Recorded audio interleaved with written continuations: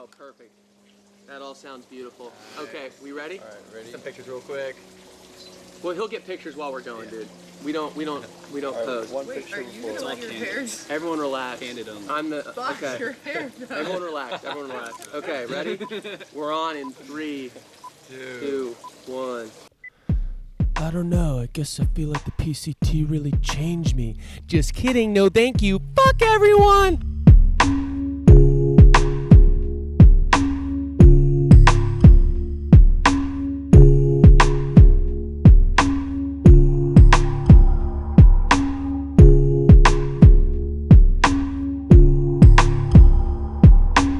Hello, welcome to the No Gradient Podcast. I'm your host, Dick Lucas.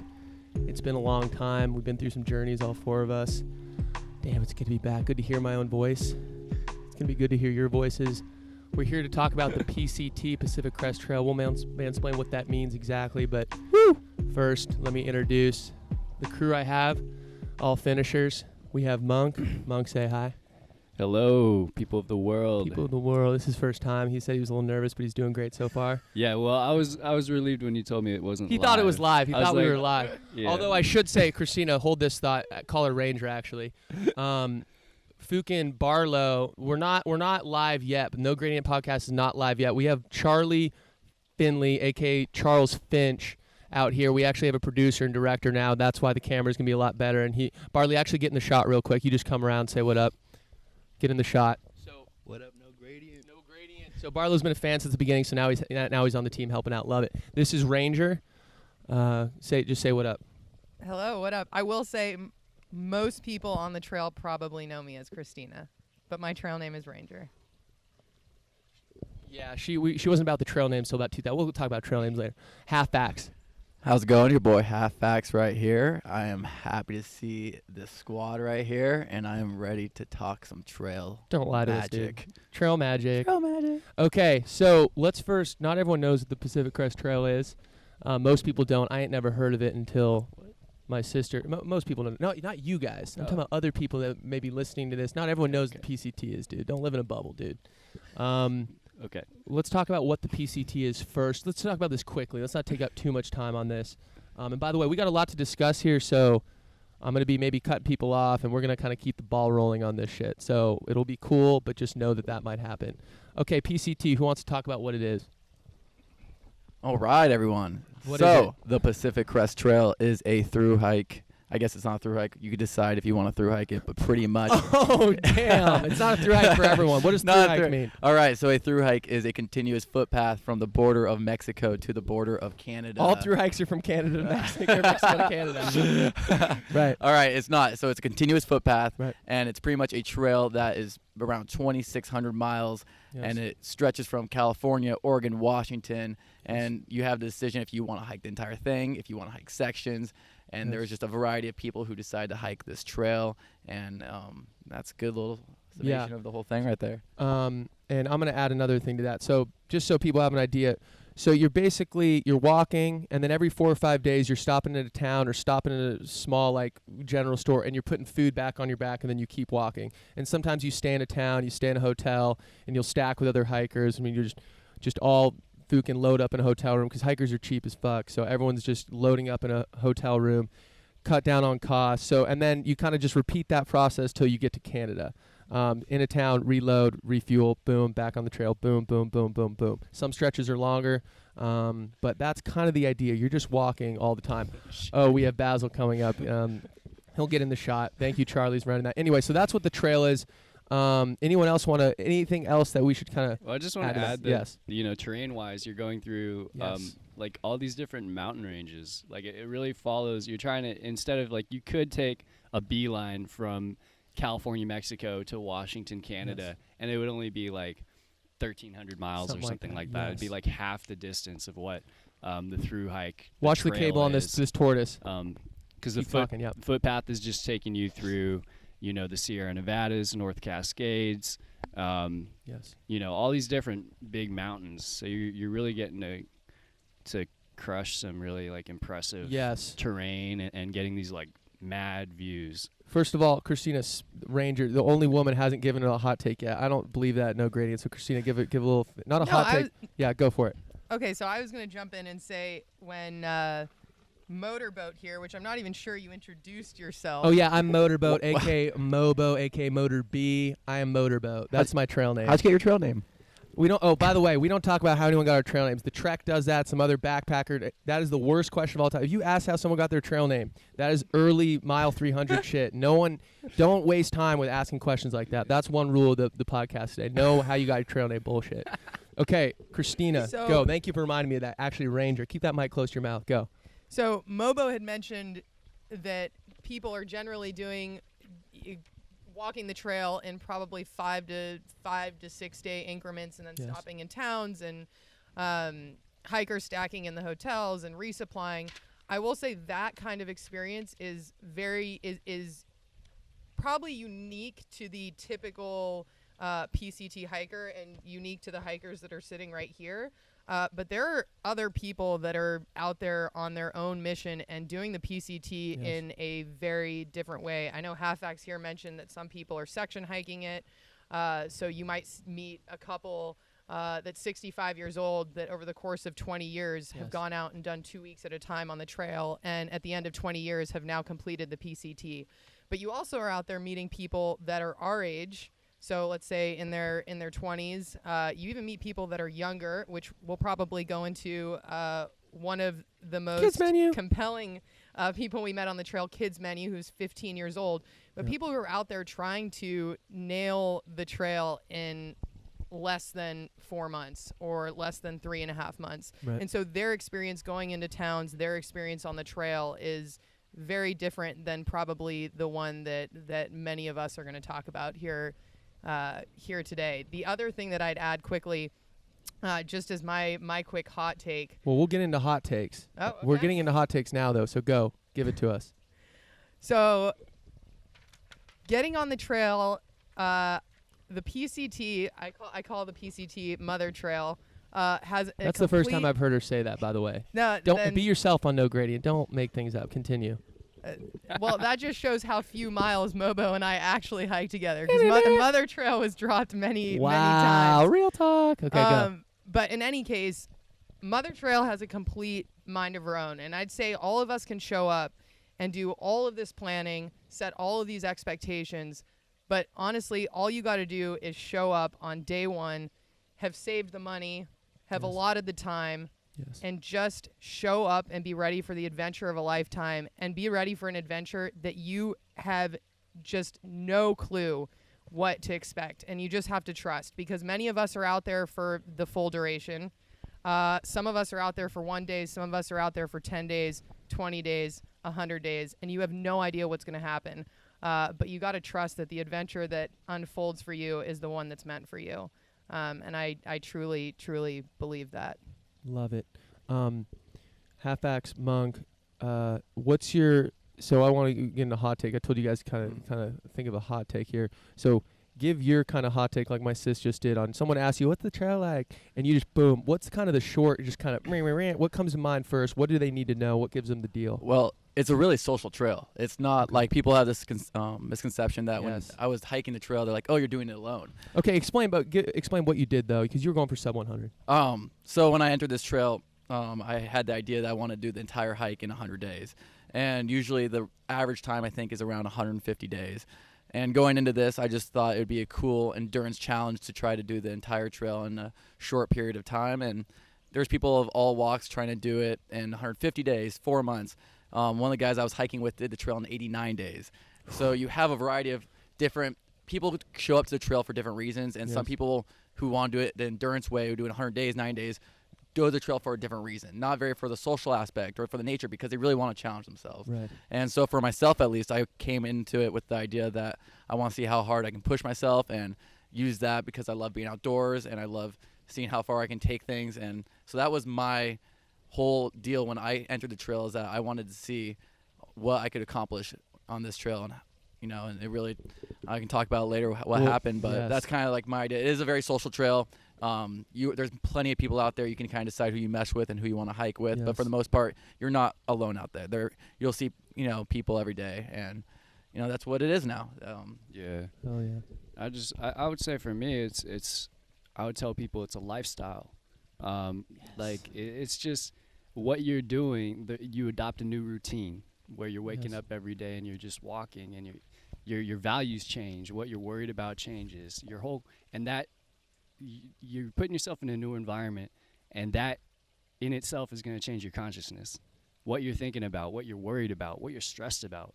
All those things are going to change. So you're going to notice yourself changing, and just through that, you're going to learn about yourself. You're going to be you're going to become more yourself. That's the way I like to tell people. Like, I didn't feel like I necessarily learned a ton of lessons necessarily, but I just felt like I became more me. Very primal. I love that because I feel the exact same way. I think one of the things my intro, fuck everyone, didn't change at all. I kind of joke when I say that, but one of my things that I felt with the trail is that I went out there. I did this huge thing. I'm now famous because I finished a through hike. Everyone knows I did it. I'm on the Today Show and shit like that. But even though doing something that big, people go into something like this like, okay, I'm looking to find something, blah blah blah, and I was open to that and shit. But having done it, I've definitely learned some things, as you said. But I've kind of doubled down on who I am because I look at it and think, okay, I went through this huge thing. I got brought to my knees. I got brought to the lowest I've ever been, the highest I've ever been, shit like that, all across the spectrum. And I came out still me, like still thinking I'm on the path, and I'm still doing my thing and thinking like, okay, I don't need to switch up anything major. I'm good. This is epic. Let's keep riffing on my track. So that's it gave me a reassurance. I'm more sure of myself now, having gone through that. I think that's kind of self-affirming. Self-affirming. Right. One thing, I was just gonna say one thing too. It becomes so normalized when you're out there. Yes. You meet people on the trail or in the towns, and they want to take a picture with you. They're like, you should write a book. And when you're out there, everyone is trying to accomplish that same goal. And it's the everyday life. It's just very primal, and everyone's trying to achieve the same thing. So to you, this is just a normal walk of life in every day. And you don't realize how big this really is until you get off the trail. Right. And we keep saying this word primal. I want people to understand, when you're out there, your biggest concerns, you want to be hydrated, you want to be warm, you want to be fed, and you want to make sure you're not getting injured. Everything else is kind of bullshit. Like, obviously there's other things, important things, but those are the main things. Monk was talking about your ideas of what you're focusing on, changes, your priorities and shit like that. That's what becomes important. I don't think about hydrating ever. I don't think about, okay, I need to make sure I don't get injured because if I'm 50 miles from a town, I'm in the middle of the Sierras, I need to get airlifted out. Like, I don't ever think like that. None of us really do. So it completely shifts, like Monk said, the things that you that are top of mind that concern you, which is just a hell of a ride. Yeah, I'll just add on to that. It really, like, just saying what you're saying in a different way, it strips you down just to your bare essentials. And like, literally, metaphorically, emotionally, psychologically, all the excess. Sexually, even. Sexually, sure, yeah. I actually don't know what that means. I don't know what that is. We can take it there. Save that for later. Yeah, I don't know. But no, that's all I'm trying to say. Right. It's just like it really distills you down. Totally. Okay, so I do want to give. So when people ask me, besides what I just said, for a hot take, Halfbacks, we kind of riffed on this during the trail. It was the first time in my life that I felt like I was in a video game, literally in a video game, like on a real adventure where I'm walking and I need to take care of myself. I need to take care of my team. I need to make sure that I'm communicating with the people I'm hiking with, that if we're hiking somewhere together, that we're planning. And every time you go around a turn, you never know who you're going to meet. You'll meet like an NPC that's going to mansplain you the border and Trump and all this random shit. You never know who you're going to meet. And it feels like these people you're interacting with, it's literally like, holy shit, like, this feels insane. And you also feel like a beast. You're carrying all your shit. You're walking like with poles. You're dirty. You smell bad. You're thirsty. Sometimes you're hungry. Sometimes it feels like, holy shit. It's all so like, I can't believe I'm actually doing this right now. This is like some shit that I'm playing RuneScape in like 5th grade or some shit. So it just, that to me is like it felt like a real adventure. And Yeah, it was. Oh, also with the trail names too, it was like people's avatars. No, you don't say anyone's real name. You're mostly saying people's trail names and shit. So it's like I'm Mobo or Motorboat. It's like I'm almost like a character. These are characters. You got people like Dirty Jesus. You got people like Monk, Halfbacks. These crazy names. Shout out DJ. Shout out DJ. And you got people named Sack, Saffron, fucking Filter. All these weird names. So it feels like you're kind of like assuming a role in this epic adventure. So I love that aspect, and I would just go in and feel more confident to just throw haymakers at people. And a lot of these people, you're not going to see these people again too. Right. So you get to adopt a persona. You get to adopt kind of a persona. It frees you up to kind of like be the way you want to be. You know, like exactly. You're in a little sandbox. And different rules. So Mobo's talking about this being sort of like a video game and this big epic adventure, and you feel like a beast and you feel primal and you're wearing all your shit on your back. And yes,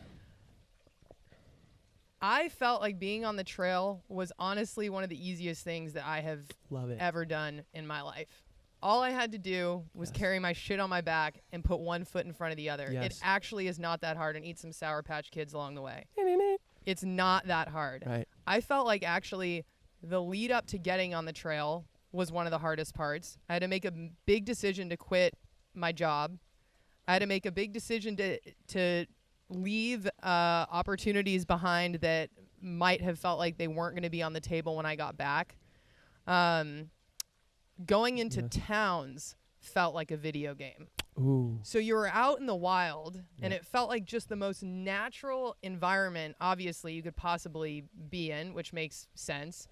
And then you come into towns, and it was just sensory overload. You hear all the cars. You see all these people. You see people wearing, honestly, what look like really strange clothes. And they smell weird. And you have all these weird scents that you just on the trail aren't used to.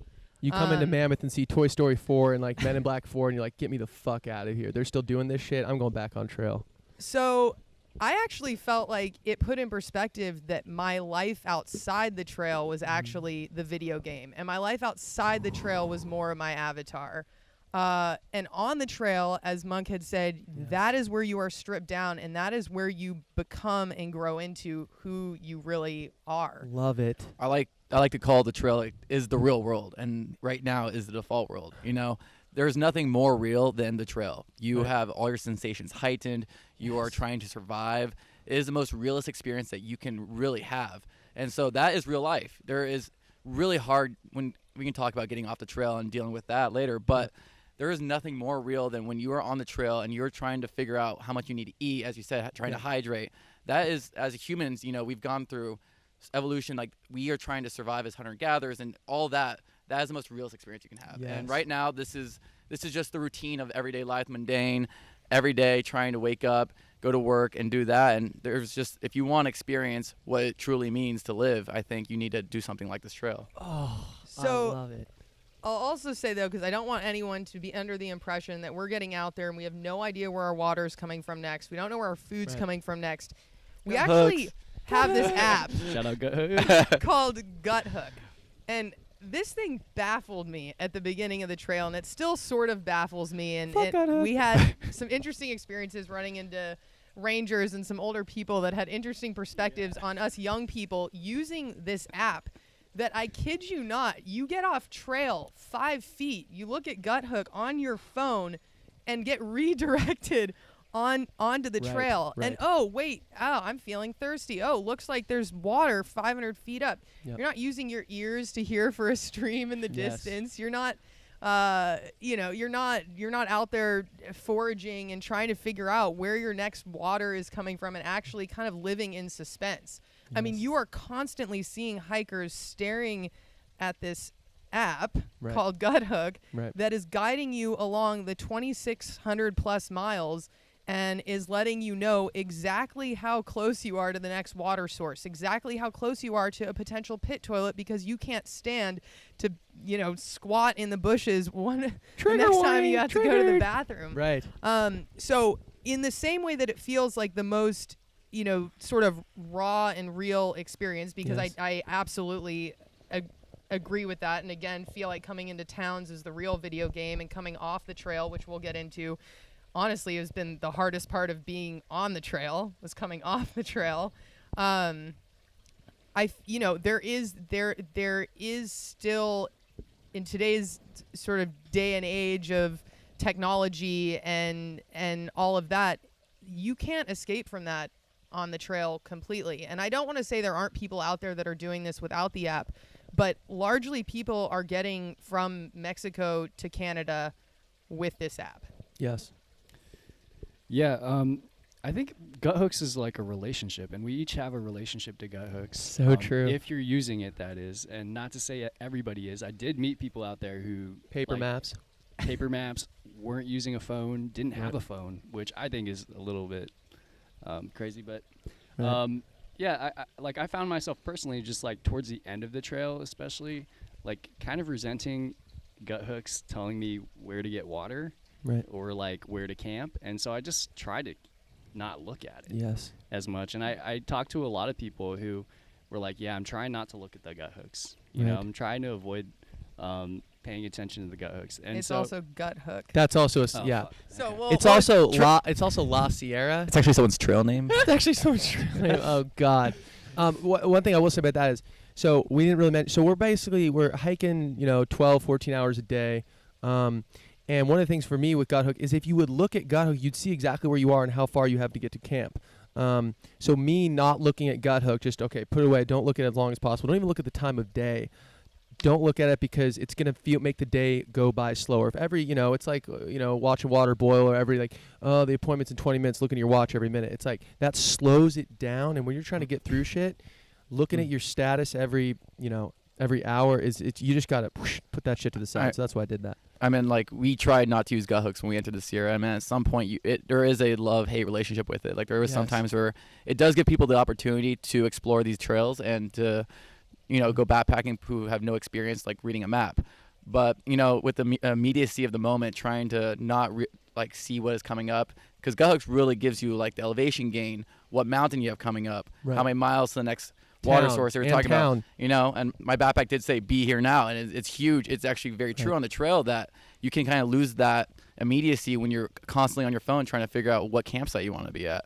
So I think it's very important to use it, but just try to be in the moment, and just be in the immediacy of the nature and the people around you, and just really enjoy every second when you're on the trail. Totally.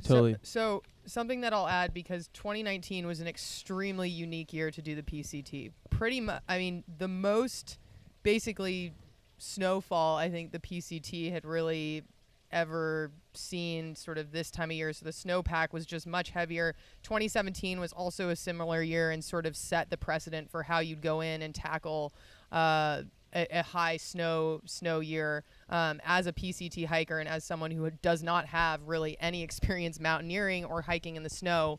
I will say gut hook made the Sierra possible for most of us. Because the trail's covered. Because the trail is covered. And so I don't even know what percentage of the time we weren't hiking on the trail. I mean, people ask us that all the time. When you're in the snow, what percentage of the time are you on the trail? I still have no clue what percentage of the time we were probably actually on the trail. A lot of times you were following footprints in the snow that other people had blazed before us. But gut hook actually kept us extremely safe. Kept people who all we had were pretty much some guts going in and not any real experience in this environment. And gut hook made it possible for us to navigate basically areas that were huge snowfields, and we would have no clue where to go. So in that sense, I want to say from a safety perspective, gut hook was a huge resource. She's trying to get an internship at gut hook. Okay, she brought up the Sierra. We're gonna dive headfirst into that. But a couple more things I did want to say on the hot take front to convince people to do this, because I think people are like, oh my God, I can never do that. Like, I can't believe you do that. I'm like, first of all, don't ever say anything like that to me ever again. People say, oh, I can't do, like, how do you, it's like, okay, if you want to do it, it's pretty damn easy. You need to save about maybe 8,000, 6,000, I don't know, somewhere in that range. I would save as much as you can because you want to give yourself as much flexibility as possible. But in my mind, this is the cheapest thing you can do. The cheap to epic ratio is off the charts on this trail. There's not many things, I can't really think of anything else that you can do for this cost and then have this much, fucking adventure overload. So I really, when I try to convince people to do it, it's like, dude, it's not a big deal. Take 6 months off from your dog shit job. Fucking save some money that you're spending when you go to the restaurant or the bars, whatever dog shit you spend money on, your car payment or whatever it is. Just try to do something for once in your life. If you can, just get out of your own way and do it. So it's not hard to do something like this. You just got to, like my sister said. Well, she said that was kind of the harder part. But just rip the Band-Aid off, do it, and guess what? The job will be back when you get back. Your friends that you don't know if you care about, they'll all be back. Your family, they'll all be back. It's only five months. The cheap to epic ratio is amazing, and you don't need that much money to do it. A couple other things I want to mention, and then I want you guys to chime in on anything I'm saying here, but I just want to get these things off my chest. Other thing, it's not relaxing. I went into this thing thinking it was going to be relaxing. Oh my God, I'm in nature. Like, no. You're walking 12 hours a day. It's the first week was like the hardest part for me. You're just feeling extremely sore. You're feeling miserable. You're dirty. You're like, I want to shower, all this stuff. You're getting brought to your knees. So it's not relaxing. Even after the first week, even a few months in, I wasn't really relaxed. Like, you got to get to the campsite. You got to get to Washington before October because the snow could come in and flush you out. So there's all these timelines you got to think about, and shit like that. And also, Filter, everyone here knows him. I'm pretty sure you know him, Monk. Filter famously said, you got to have luck to finish a through hike. Like, even if you finish, we all finished, you have to have luck. So many things can happen. Relative can die off trail. You can get hurt. Your woman or your man can take you off trail because he's crying. That happened to several. Geez, people be on the phone in the middle of a mountain talking to their woman or their man, like, oh my God, babe, I miss you. It's like, bro, let your significant other have an experience. So there's all this shit pulling you off the trail. And also one more thing I wanted to say, which was what Monk touched on. Your whole world changed when you're out there. If nothing else, even if you don't really care about hiking, or I had only backpacked once before this really, and me and my sister bagged Kilimanjaro, shout out. But I hadn't really been in this world before, like anywhere close to this. But at the very least, even if you're not crazy into nature, crazy into hiking, first of all, I believe that everyone secretly is because we're all human, as Halfback said. That's a natural state of things. So you just got to find it and you'll find it. You got to look for it and you'll find it. But even if that stuff doesn't really get your bag going, the fact that you're just doing something different from 5 months, something completely different, as Monk said, that you've never done anything like this before, even that, screw the nature, screw all the epic shit about the trail, just the fact that you're taking yourself out of the everyday is a huge, huge learning experience. So that to me is like, that's one of the main reasons I did it. The trail's epic. I'm going to see some cool shit, but also let's just eject myself from this life I'm in and try to get some perspective. So that to me is hot takes over. Anyone want to add anything? Like, did I trigger anyone? Go do it. Like, if you're feeling like, if you had this on your heart for a while, or you've been thinking about this for a while, maybe you're stuck in some dead-end job like I was, or, you're just not satisfied with where you're at, and you've been dreaming of doing this, go do it. Yes. And don't let money be an excuse. Don't let, your job be an excuse, or life or a relationship be an excuse. If it's something you want to do, go do it. You'll be happier that you did. You're going to come back and you'll be dreaming about it again and waiting to get back out there. So this was actually something that was a big surprise for me on the trail that I was not expecting. When I got out there and over the course of the first sort of 700 miles, which really was from the Mexican border to Kennedy Meadows South before heading into the Sierra, meet a lot of people that actually aren't big nature people, are not big hikers, are not necessarily out there because they love just being outdoors and love talking to the trees and love immersing themselves in nature, which was quite frankly like that was a big reason why I was out there. But I was surprised that so many people out there were focused very much on the accomplishment of a through hike, so getting to Canada, versus focused on sort of enjoying the journey and trusting what that journey held for you. But that was a huge kind of surprise for me, because you meet a lot of people and, people are complaining about different things at different portions, and it's super raw, and you're put in an environment where you just have never been in this sort of situation before. And so you're feeling all these things and expressing them. But a lot of times people weren't sort of just stoked every day to be out on the trail. But God forbid they decided to get off the trail because they were finishing this through hike. So I'd say this wasn't necessarily just a trail for people that just love being in nature. Though I will say the adventure is going to be a lot harder if your end goal is just saying you did a through hike and you made it to Canada. Preach. Halfax, do you have anything that you got triggered by, anything that was said? No, you guys just summed it up pretty well. I mean, there's all walks of life out there, and Right. there people are out there for different reasons. And I mean, as we know, we can talk about too the people that we meet on the trail, from Second Chance Hiker, whose main goal is to lose weight. Right. There's I met these two guys who just love playing Dungeons and Dragons together, and they did the whole PCT and made a whole map of Dungeons and Dragons for the whole PCT. Oh, And literally, they had no hiking experience, nothing with nature. They just wanted to do something different, and Right. at least try it. I didn't meet anyone out there who, regretted going out there on the PCT. Not Right. one person. So if you make the decision to make the push and hike the trail, you'll definitely be a good experience for you. Hell yeah. Okay. I want to get into a little bit some of like the high moments or the things that you really liked about the trail. So this can be specific things or just general things that you would run into every day. So I do want to start with one of my high moments with as host. I believe I earned that right. But I want to start with this because it involves Halfax, my sister. So when we met Halfax, technically the first time we met him was at a water source. I think it was a spring. It doesn't matter. There was water coming out of somewhere. We were filling up. I see this guy come in. And I say, welcome to Camp Green Lake, because I'm just dogging the dog. I'm just saying random shit to people. And he remembers that, which was hilarious. We talked about it later. But anyway, he came in, as he said, with his backpack that said, be here now. And I'm just like, God damn it. Like, be here now. Like, come on, dude. Fuck off. Like, don't be giving me these messages on the trail, dude. But I actually did internalize that after seeing that every day. I'm a big fan of that. But anyway, later that day, I believe it was later that day, we were at this thing called, it's me and my sister at, with some of the other people we're hiking with. Shout out Molasses, shout out Bones, Molasses. I named him that, by the way, and he's fast as shit, so it's a joke. How'd you get your trail name? We'll talk about that. But we were with some people, and this was epic. This was Vitaman and his friends. They were doing trail magic. So trail magic is when people come right off the trail and give you free food, drinks, whatever, because they're trying to support people on the trail, which is epic. So this is one of me and my sister with this trail magic. I rode this guy's motorcycle. He's like, dude, you can ride. I'm like, dude, his name's Troy. I'm pretty sure. Legend. I rode a motorcycle for the first time at this trail magic. But Halfax comes in, and this was, like I said, the first week was the hardest for me. The first kind of part was the hardest for me, I think, in general. But I'm sitting there at this trail magic eating waffles and syrup. That's one of the things they were giving us.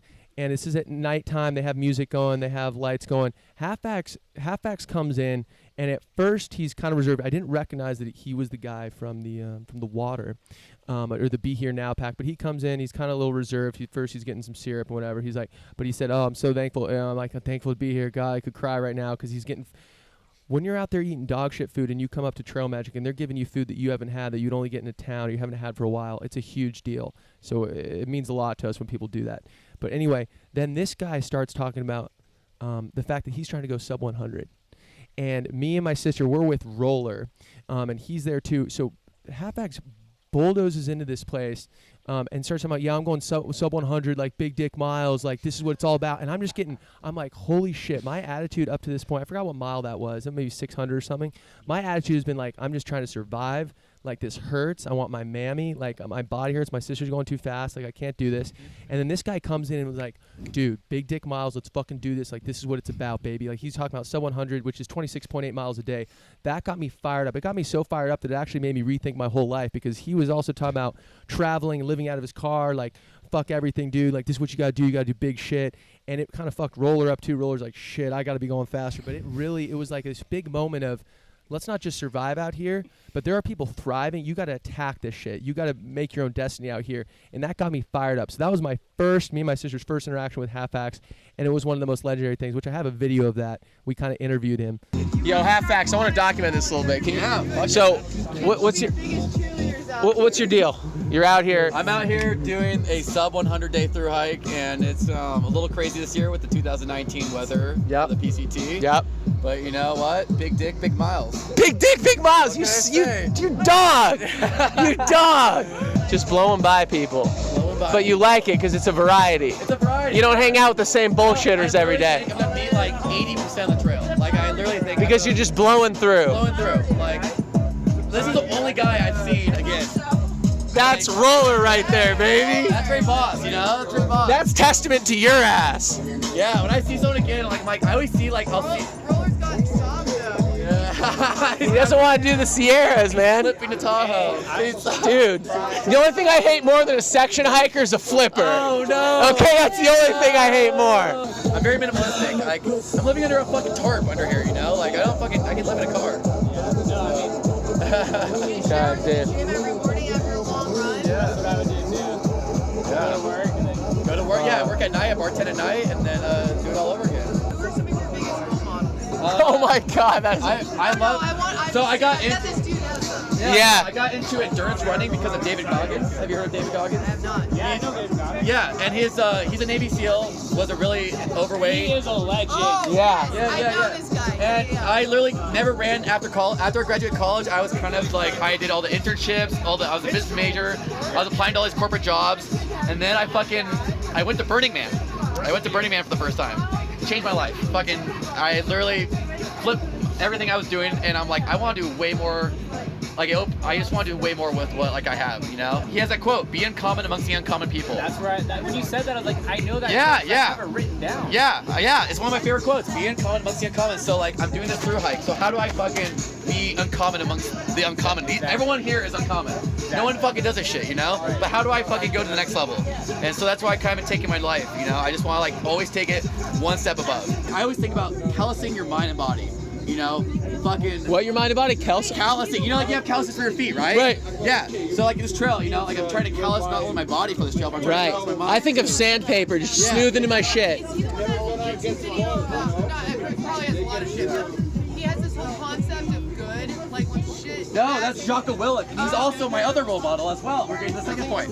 I don't listen to his podcast that much, but Jocko Willink is also another good Navy SEAL as well. Yep. He has his own podcast, and when everything shit hits the fan, he says, good. Good. He's Good. like, good. Yeah. Don't waste a good When crisis. you brought that up, because that's also I always talked about I people thought too. of you. Yeah. No, he's always about like shit hits the fan, good. And I think about this on the trail. You know, you have bad days on the trail, good. It will only fucking callous my mind, it'll callous my body, and I will be better in the future for it. He's literally like the worst thing ever. He's good. Good. Like that's good. No, Yeah. yeah, and you know, and there's you know, they talk about too, like if you ever have to deal with the death of a loved one in the future or something like that, you're gonna have to be strong. You know, not everyone around you, your family, it's gonna be a tough time for them. You know, and you gotta be mentally prepared for that. And he talks about that too. And you have to be ready for when shit hits the fan. You gotta stand up and you gotta fucking be ready for that. Right. Shit, you know? Right. You gotta be there for your family. Someone has to be there. You know. And so my goal in life is just to be mentally strong, be physically strong, and just like live out the best possible life I can, you know? That was one of the high moments for me of let's attack this thing. Let's not just survive out here. I guess I'll take over from here. Yeah, so coming in this trail, one of my favorite quotes, and that I always go by, is be uncommon amongst the uncommon. Yes. And going in this trail, I was doing some research, and I was like, all right, how do I differentiate from, we're good? Yeah, you're good, All right. dude. How do we differentiate from all these people around me? Because everyone around me right now they're different. You know, Yes. they're all doing something that's not normalized in society. They're hiking this trail, but how do I differentiate from them and do something extreme? And I want to do the sub 100, and I thought it would be a cool challenge. But just going into that whole mindset with life, you know, life is too short, and there's so many different opportunities out there to just attack it and just do what you want to do. And there's this whole idea that you have to do, you know, the routine of life of, you know, the graduation, getting a job, going to college, all that bullshit. But on the trail, it really just makes you realize that there's all these other people out here who are trying to do amazing big things. People out here trying to inspire. There's people out here who are just trying to do big things in life. And when I got to that moment where I met these guys, it slowed me down. And I was going on a big fast pace at this moment, and we were about to enter the Sierra, and there's all this hype around the Sierra and how much snow there was going to be this Sierra. And my whole mindset going in the Sierra was to find people I meshed with well, and I wanted to have a good time. I wanted to be safe. And I found these two fucks right here, and Nice. I kind of like them, and we decided to hike through the Sierra. But going through that mindset with the 100-day through hike, it was just a different experience for other people because I didn't realize how much I would value the social circle on the trail. And going through that, there'll be moments where you'll be hiking with people for so long and you realize like, all right, I need some time alone. But once you have that time alone, you realize how much you value that social circle and how much it is important for you to keep on moving. And I would realize that a lot of self-reflection moving on forward when I would have weeks at a time where I wouldn't see anyone, how much I really did value that.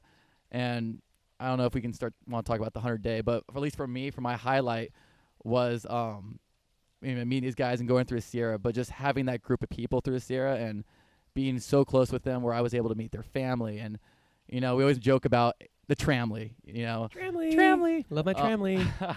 When I first ran into them, I was not really, there's all these, on the trail you'll see there's groups of people and they form tramleys and they'll sometimes hike the entire trail together. And Right. I don't know, when I first saw that, I wasn't really into it. I thought, okay, I'll meet some different people, but I kind of want to do this thing alone. This is for me. This is what I want to do. And I would say at the end of this hike, I hike with people for about 60% of the entire hike and about 40% isolated.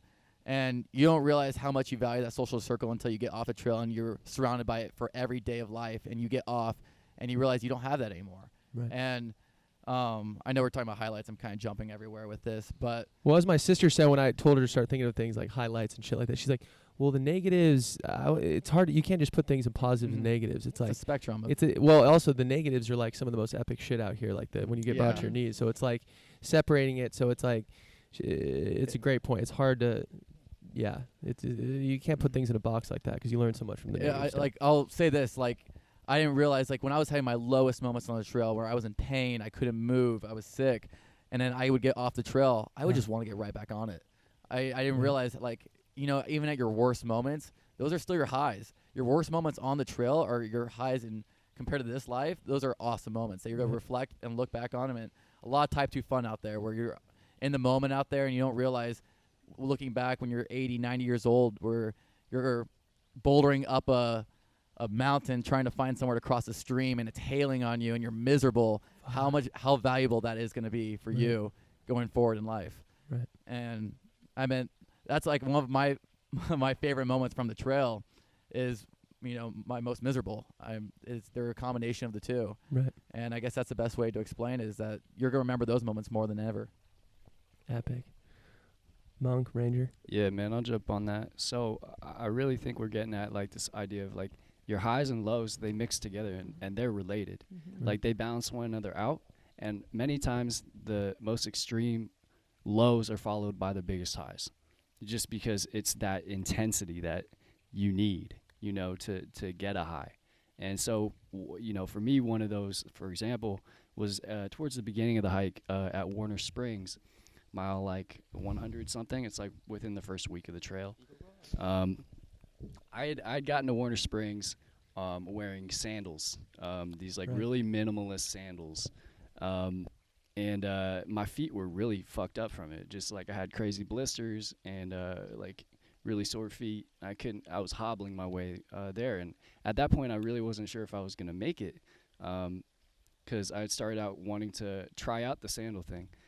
So I switched to shoes at Warner Springs because I got my shoes shipped up there. And just the second I strapped those shoes on, it was like a little thing, just changing one piece of gear. And for me, it was just my feet immediately felt so much better. So that day I ran 10 miles, the first 10 miles of the trail. And I got to Mike's place at 1 p.m. or something like that. Right. And I was just running the whole day because my feet felt so much better just making this one small change.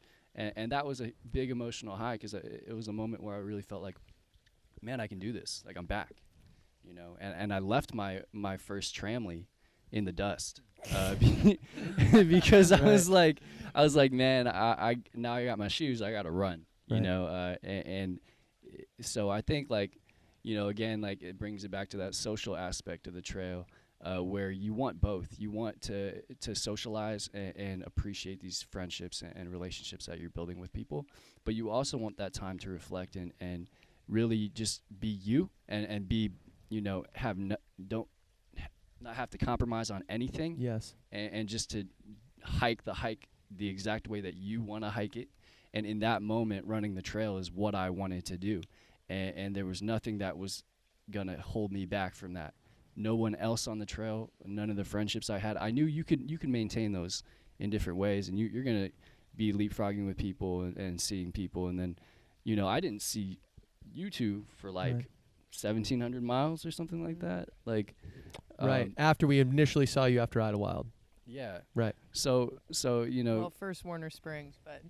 Yeah. Right. So I guess just like the high moments are just moments of pure self-determination for me. Moments where I really feel like I'm exerting my will, and because that for me personally was a reason that I wanted to do the trail, was just do something where it was something that I wanted to do. I'm making this choice every day to live this way. I want to be out here. This is what I want to be doing with my life. Right.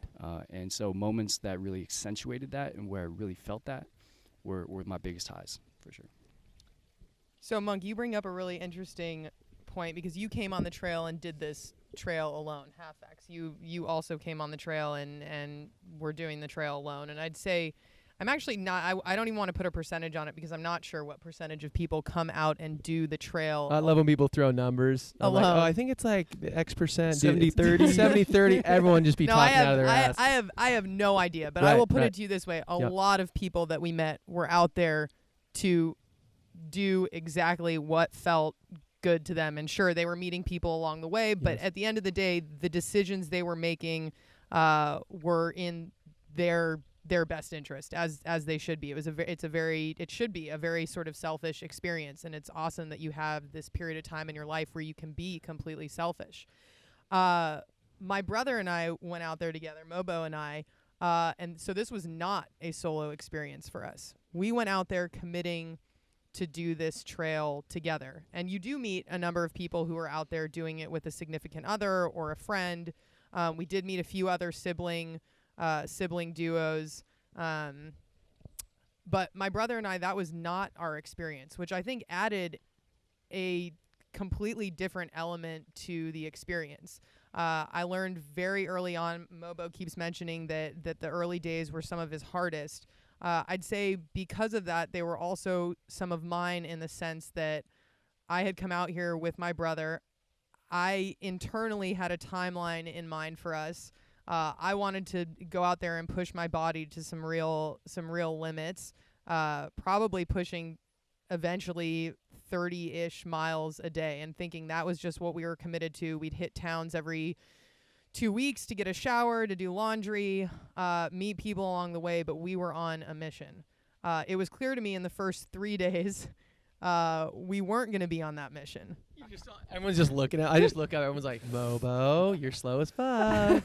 She is way faster than he is. I will say that I got after 2200. I got fast though. I started getting fast. Anyway, go, keep going. No, but that was an interesting moment, Yes, and over. I don't want to say in the first 3 days you realize that this. Oh my God! No fucking way. Yes, Brother B. We're let's see. We're fucking 43 minutes in, Brother B. The Bumblebee. Dude, Bumblebee's you gotta in the get on building. this shit, dude. We don't stop. By the way, the show's not stopping right now. You're in on it. Barley, we need a chair for this guy. We need a chair. This is Bumblebee. Dude, it's not live. I'm this just man saying, in here. yes, Bumblebee, dude. Okay, so something we got to understand. So Bumblebee, this is Bumblebee. We're getting a chair for him.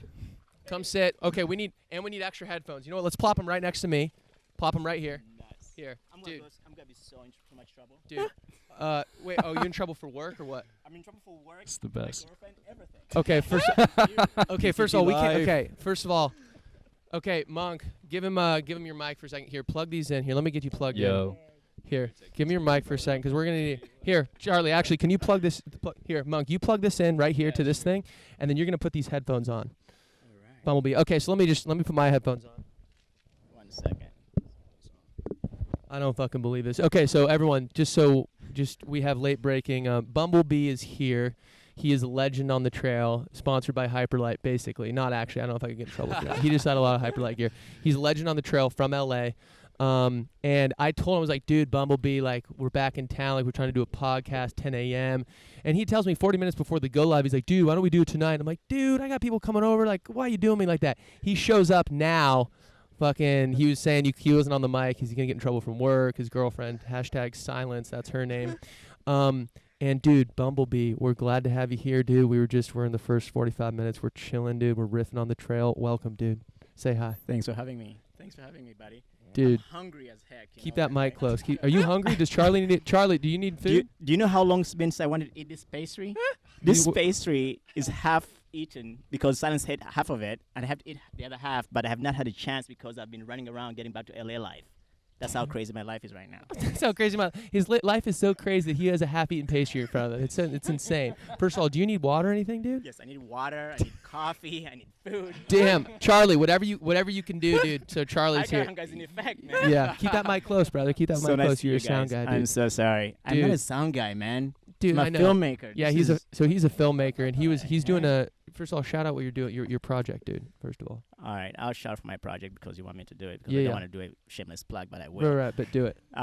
So over the last year or so, I've been doing a PCT number 2000 documentary. That's what's going to be called, PCT number 2000. Right.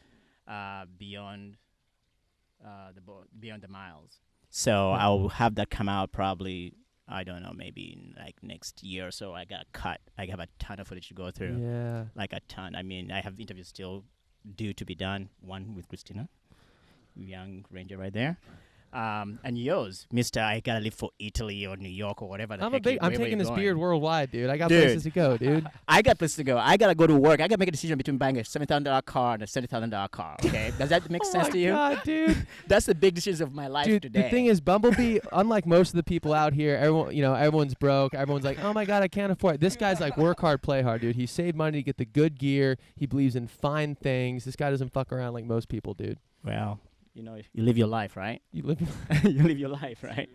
Make that money and go play, okay? go play. I love it. So anyway, I was supposed to be at Warner Brothers this morning, meeting people, schmoozing people, and meeting my new crew. But instead, I'm 4 hours late because I had to go DMV, which I had to make an excuse Yes. for. Yes. Now I am here.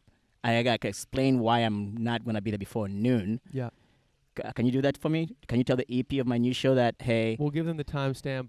yeah, Minute 47. because Yeah. and why it was important for me to do a podcast about the PCT, about people walking 2,653.1 miles from Mexico to Canada, why that's important. Miles. Okay?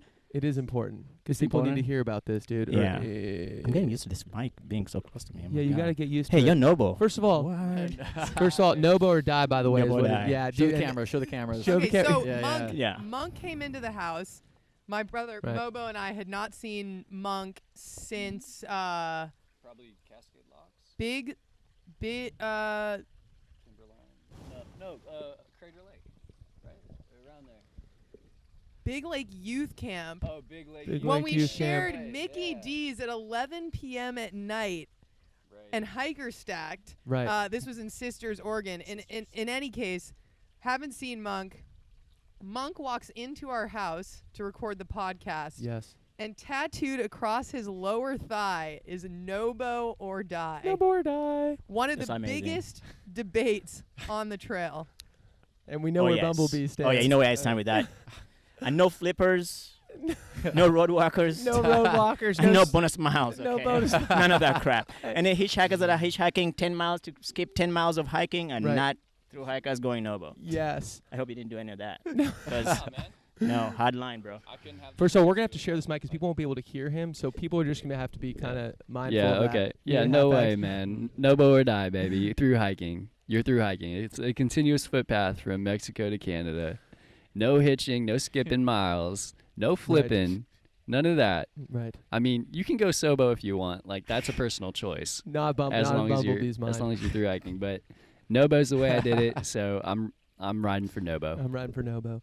I'm with you, bro. Okay, You so cannot go in the desert. You gotta end at the Cascades. That's right. The desert. What are you gonna? Why would you wanna walk to Mexico? Who wants to walk to Mexico and end in the desert? You wanna walk to the Cascades wanna and walk end to the in Cascades. Washington. okay, so can I some show the people the tattoo? yeah, dude. Yeah. First of all, the camera recording is okay. So he switched out the camera. Yeah. It's right there. Cameras everywhere. Yeah, So- and then where did he put the other one? The other one died. We it got seems like. Charlie getting Bumblebee here water, Water and and I don't know where he is. Yeah. Because I'm hungry. Guys, you're hungry, dude. You got pastry there. Okay, let's keep this on the fucking rails, people. Yeah. All right. Okay, one thing I will say though, because we touched on this, and this is something I did want to discuss, was So much trouble. the PCT is an all-you-can-cheat buffet, and I'm sure most through hikes are like this.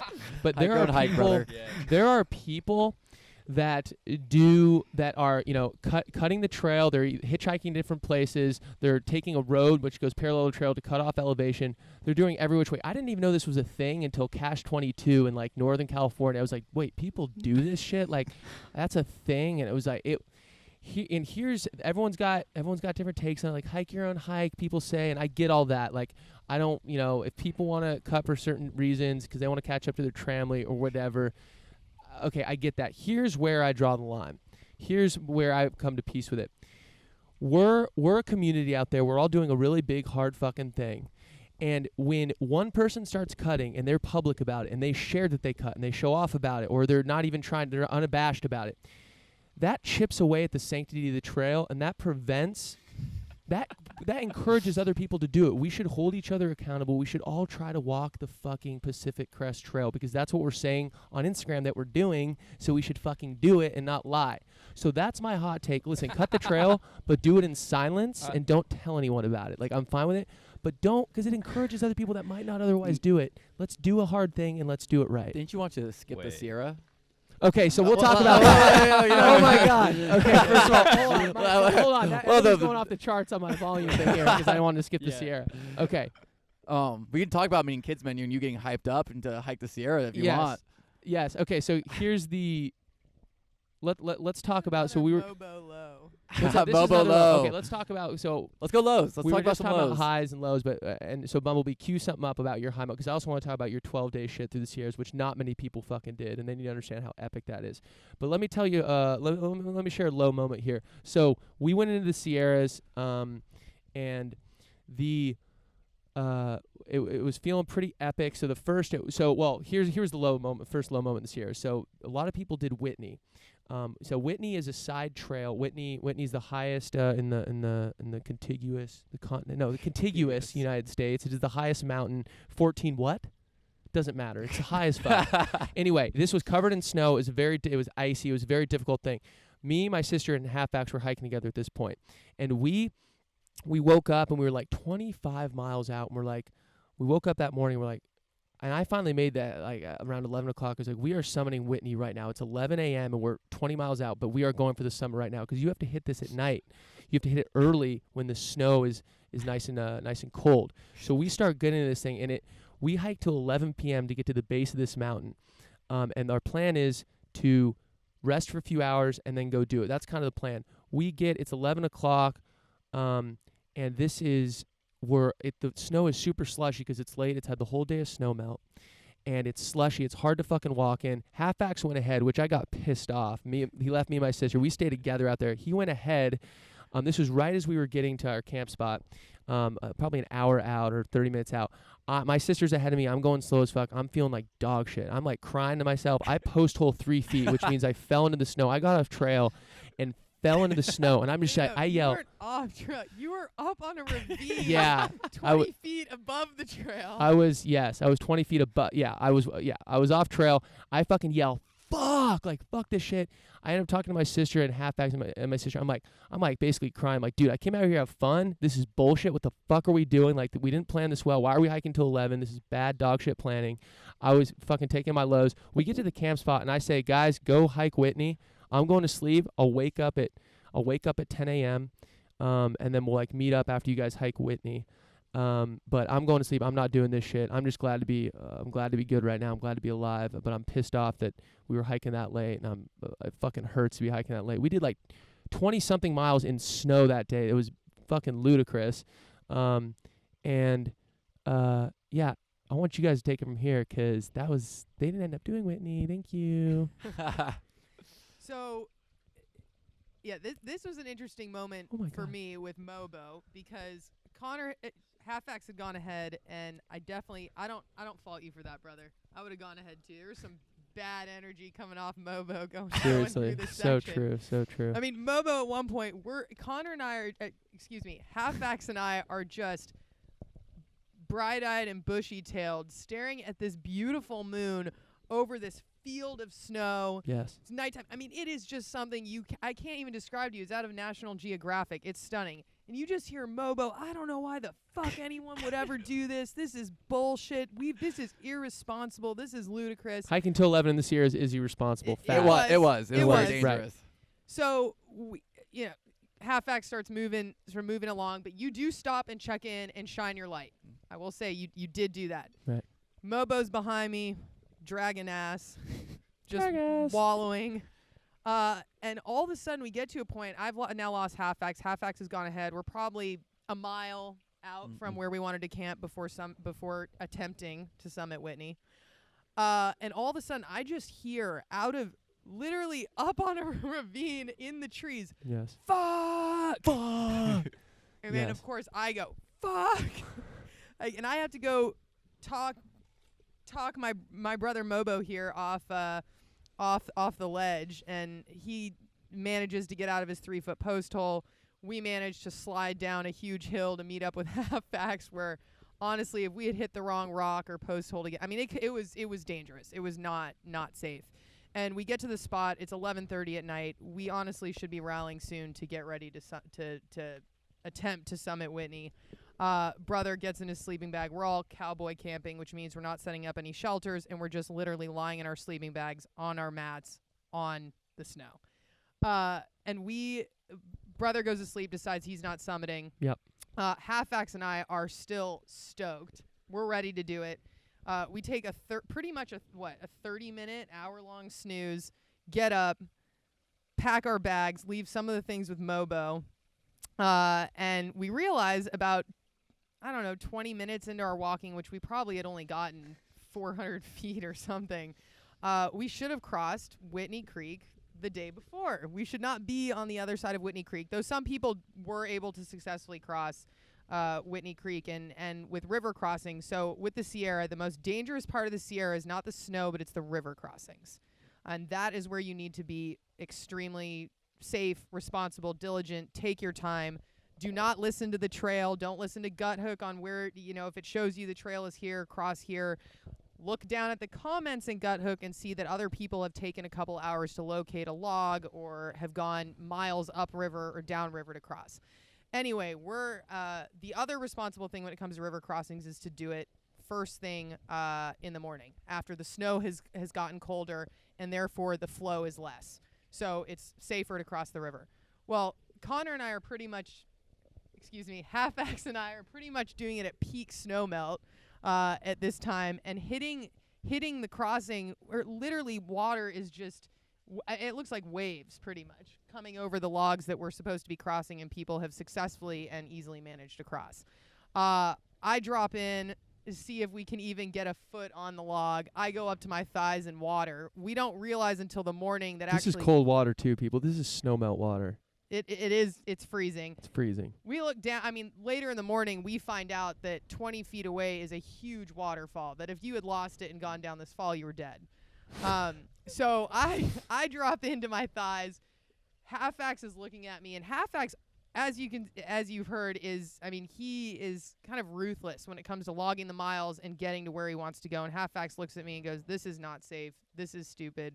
We should not be doing this." And we promptly turn around, walk 400 feet back to where Mobo is sleeping like a little baby. So I wake up at 3 a.m. I look over, I'm like, they're in their sleep bags. What the fuck? Like, I say goodbye to them and good luck, and then they're back at 3 a.m. I'm like, I'll deal with this shit in the morning. I need to sleep.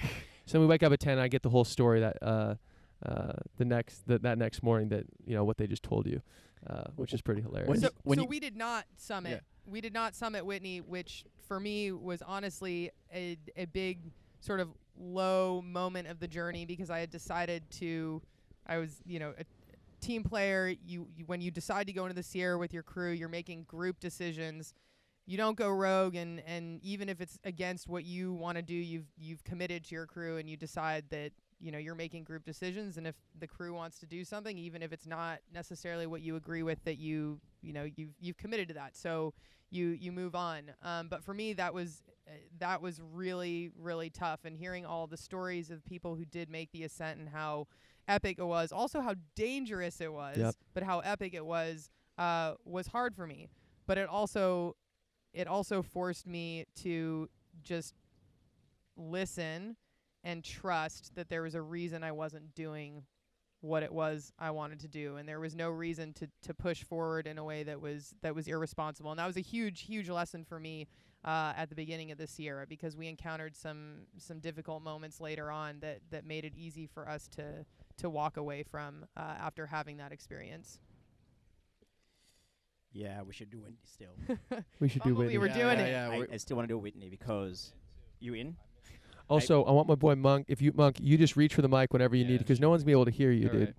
right. So we got 4 mics, we got 5 people. We'll figure it out. But So anyway. wait, this is interesting. We're actually sitting with 5 people that did not summit Whitney. It's a side trail. Wow. I love that. It's a side trail. Side trail, It's guys. not the Pacific Crest Trail. I Through love a that. hike Just means you let walk everyone point know real A, quick. Look in point the camera. Looking at the camera. Yeah, that's Yeah, Charlie, is this side trail. live? Is this recording? Okay, So sweet. everybody knows. This fucking Whitney. it's a side trail. It's a Not part of the side trail. PCT. It's not a PCT trail. I'm not bitter I alright? didn't do it, okay? We gotta do it because we wanna do it. Right. Because it's epic Right. and it's part of that Sierra experience that we missed on. But then you know what? It's getting colder up there right now, and I hope it gets some snow because I wanna do it when the snow is on. Oh. Yeah. You know what? This isn't even a this is a So- we didn't do Whitney support group. Is what this is. This is we're all just Don't we're, worry about it. we're all just butthurt about It was it. too Maybe easy. Yosemite, It was too side easy. trail. Don't worry about all that stuff. Oh, We, epic. PCT we is A still to Z. can do it though. Yeah, we can can still get do it. together We and are go still- do it. they Yeah, are yeah, still yeah. What are you guys doing going. tonight? You know? Yeah, seriously. No, Let's drive out seriously. there. Silence and I were supposed to be doing that this week because we went Silence all is the his way woman. to the border, and then we were saying now we gotta go back and do all the side trails that we Yeah, keep on yeah. hearing about, because we did not do any crazy side trails like go to Yosemite and all that stuff. It's Yeah. like Yep. Yeah. Yosemite, it's beautiful, yes, but not part of the trail. It's okay. It's the Disneyland of national parks. Yeah. It is, Yeah, ooh, there you go. before I forget, I want to point that out. So the PCT, obviously, we're covering a lot of miles. We're going through Yosemite. We're going through some national parks. Some of them get a little crowded. Last one was a little crowded. Yosemite is, we're not going down into the valley in Yosemite. We're kind of up on the edge of it. But it's crazy to me. It blows my mind that there are some national parks like Yosemite that are fucking packed. You need to wait lottery system to even hike this shit. Like, it's very hard to get on, to even be allowed to hike some of these trails because there's so many who want to do it. People need to understand California, Oregon, and Washington, just with all that shit we went through. There are so many beautiful parts of the PCT, even, off the PCT. But I just want to stress that there are so many. You don't need to just go to Yosemite or the ones you hear about, the ones that are top.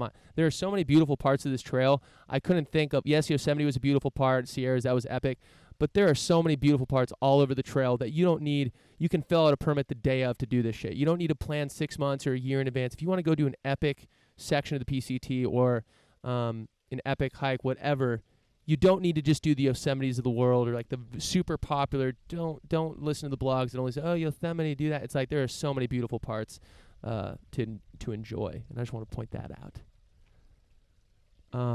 Bumble Bee, I want you to talk Yeah. about what you did because you did something special. You want me to take this for? Or are you still eating? No, You're still let eating. it go. Okay. I'm just making sure my boy's good. I'm eating. Okay, he's eating. Thank you very much. What's the name? Charlie, Charlie.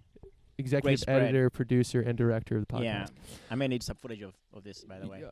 It's Okay, all well, good. you'll discuss that with me, Habibi. This is no gradient restricted TM. Just kidding. But he's the EP. Is that what he is? That's what you just said. Executive producer. Yeah. I just throwing as many titles as I can at him, so I don't have to Alright. pay him. Just throw titles at him. Just All kidding. right, that's great. I want you to talk about what you did through the Sierras, and your plan going into it, because I think it's epic, and not many people have done that. Well, you want the short version or the long version? How much time do we have? Well, we're Because I kind of. an hour 3 in, Yeah. so So make it the short version. Yeah. best of both worlds. Rich and I will talk about Give the it- long version later. Give us the highlights. The highlights. So it's about, I don't know, 1 year into our trip. I'm reading all this research about what to do. Wait, 1 year before the trip? Yeah, 1 year before the trip. Got it. Yeah. You know, some of us plan. You have to prep this stuff, you know? You know. Actually, Hold that thought. hold that. Okay, go. Yeah. Okay. So 1 year into the trip, I'm doing research about the PCT because it's been on my bucket list marinating for about 15 years. Yes. Okay. We're hiking a trail somewhere around the world, on the Asian side of the world. Yep. And my girlfriend says, I'm doing the PCT next year. I'm like, okay, right. I'm doing the PCT next year with you. That's how it started, by the way. Love it. And then I'm like, I got to dive into the research of how I want to do this PCT because I've been planning it in my head, like talking to people over the years. And it's like, yeah, it's this thing I want to do, but it goes away. And then now it's become a fact that I'm going to be doing the PCT 2019 come May. Game on. Game on. So I'm reading all these stories about the PCT, the sections and whatnot, and I've come across this article about this 206-mile section of the PCT that is untouched by any human technology. It's the true wilderness of the PCT trail. And there is nowhere, I don't think, in the world that there's a through hike that does not cross a road for that many miles. Right. This is a very special section of the PCT. So I put a note for myself, like, must hike this section northbound, somehow all in one. All in one. Pack it in, 8 days of food at least, because it was like, I'm planning for a beautiful stroll through the park.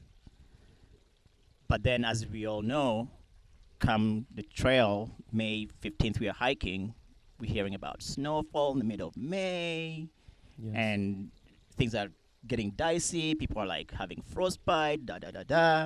The fear-mongering machine is all in full effect. Oh my God, yes. So I'm like saying, wait, I have to have this plan in my back of my head, and I had to talk my girlfriend Silence into it, like literally talk her into it, because she wanted like this whole exit thing, like 3-day parking, exit, 3-day parking, exit. Right. I'm like, no, this is a special part of the PCT. We gotta do it through and through. No lights, no roads, no cars, no towns, Right. no people, and this led to the decision why we did it just the two of us and not with a group. Because a group, then you gotta consult the groups, like, hey, are we gonna do this thing or not? Then it becomes kind of like a non-starter. So we go in to Kennedy, and the plan still holds. Yeah, the snow is melting. We have a nice window. We did some research about the snow melt because there was a group of people that were flipping because of snow levels. Explain flipping quickly, because we've mentioned that term. We haven't said what it is. Yeah. Well, flipping is a term used on the trail where somebody decides to skip a section of the trail and jump ahead and do it in out of order, basically, and either come back southbound or skip a section and go northbound and then come back and finish the other section later at some point. Or say they're going to come back and do it and then never do it. Yeah, exactly. Right. It becomes a flip-flop, yo-yo, and it becomes very, very confusing. And then that's where the whole disaster of, like, do not try to do the whole flip-flop, yo-yo, bonus miles, crap excuses that come into play. Give me fired up, baby. So we get to Kennedy, and we have... Oh, and hold on. Let's just say that the reason you do that, you flip up, is so that you wait for the snow to melt, then you hit it when there's no snow. That's the idea. Got exactly. Okay. Chickens. Oh, sorry. I love that, Bumble Bee. I love that. Someone's anyway. got to call these Anyway. people out, dude. Yeah, we had a discussion with this southbounder that had flipped, and he was giving us all kinds of excuses about why he had flipped, and none of them were making any sense. I think you were there for that one. Well, I was there, and I actually called his ass out. Well, no, you called him out. I didn't call him out for that. I called him out for something else because he was mansplaining me something. But anyway, we won't go over that again because it's part of the sidebar conversation. He said there were too many people there. Yeah, he's full of crap. Yeah, okay. Yeah, he was just chicken, and he wanted to say I was chicken shit, and I didn't want to go through the snow, and I was afraid I was going to die, because basically people that flipped were afraid to die. That's right. That's right. Period. Right? Yeah. Because, I mean, you signed up for a PCT hike to go one direction. You did not sign up for a PCT hike to go, oh, I will go to point M, I'll go to point P, and maybe P to M will be later. Let me go to Z, and then come back and just say that I'm chicken shit right now, and I cannot do it. Okay? Okay, continue, though, with your... I'm glad you did. That needed to be said. Give my sister the mic. The only woman here cannot not have a mic. That's no gradient, believes in equal opportunity. Okay, keep going. So, anyway, we had the plan before we got on the trail with 8 days of food. Yes. And then the conflict of the Sierras having so much snow came into play. And we still had 8 days of food planned for our through hike for this section. And June 15th, my buddy comes down with the food, and I asked him for an extra pack of actually meat. Trail butter? No. Tuna? No. Jerky. Oh, Thank my you. God, jerky. Meat. No, yeah, meat, yes. Peanut butter. I don't know. Trail butter? Thank you. Shout out Trail butter. So, yeah, trail butter is great, by the way. We had the best food on trail. Gluten-free, best food. And yes, we are doing nuts. We didn't have any cooking involved throughout this whole odyssey, but then it was a great odyssey. Right. So, anyway, we get there. the plan sticks, 8 days of food, an extra pack of beef jerky, turkey jerky, to just in case. Just okay? top it off. Yeah, and I hid that in my because I couldn't fit all that food in the damn no one could. canister. So this is Yes. the challenge with doing what Bumble Bee is about to explain. Being able to take this stretch and do it in eight plus days. Through the Sierra, in this particular stretch, you have to carry a bear canister.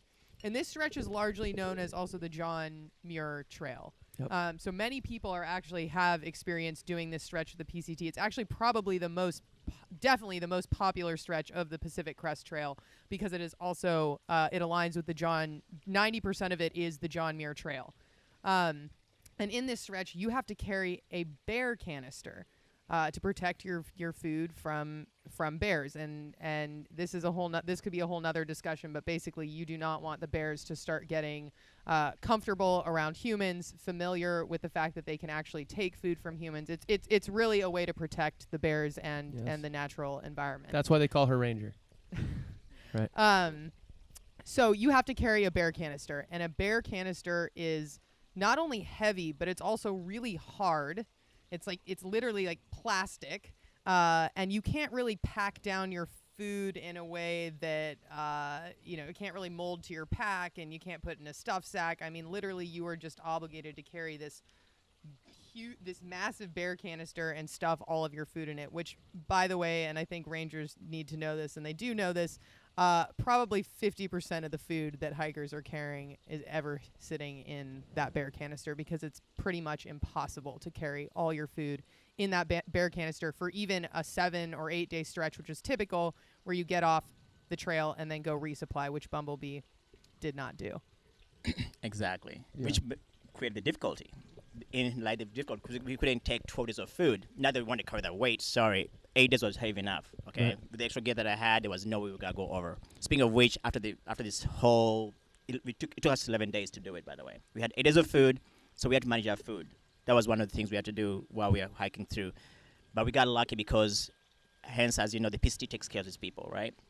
So I think it was day 4 or something when we went to Forester. Yep. We hit a trail magic. Yeah. For all things, trail magic in the middle of nowhere.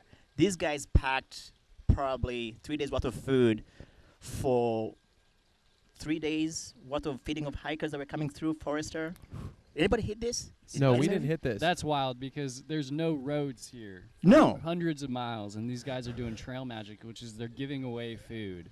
They So were they've doing hiked in literally about 20 miles in on their backs. Right. Cheese, salami, Nutella. I mean, it was epic. Right. It was like one of the best trail magic spots of all time, I think. Because I have it on tape, and I'm going to cut it to some kind of 25-minute Okay, short well, now you're film. competing with no But- gradient, so it's But like, yeah, but dude, it was amazing. I Right. mean, you couldn't buy the amount of happiness that you That's get insane. seeing trail magic. Right.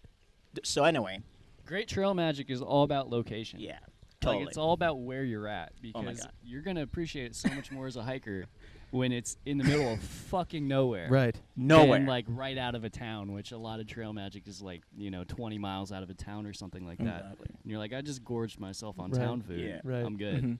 We just walked. We came over Forester. I think it was like 7 a.m. that day because we were the first ones on top because we like being first. Sorry, Love that. but we got there.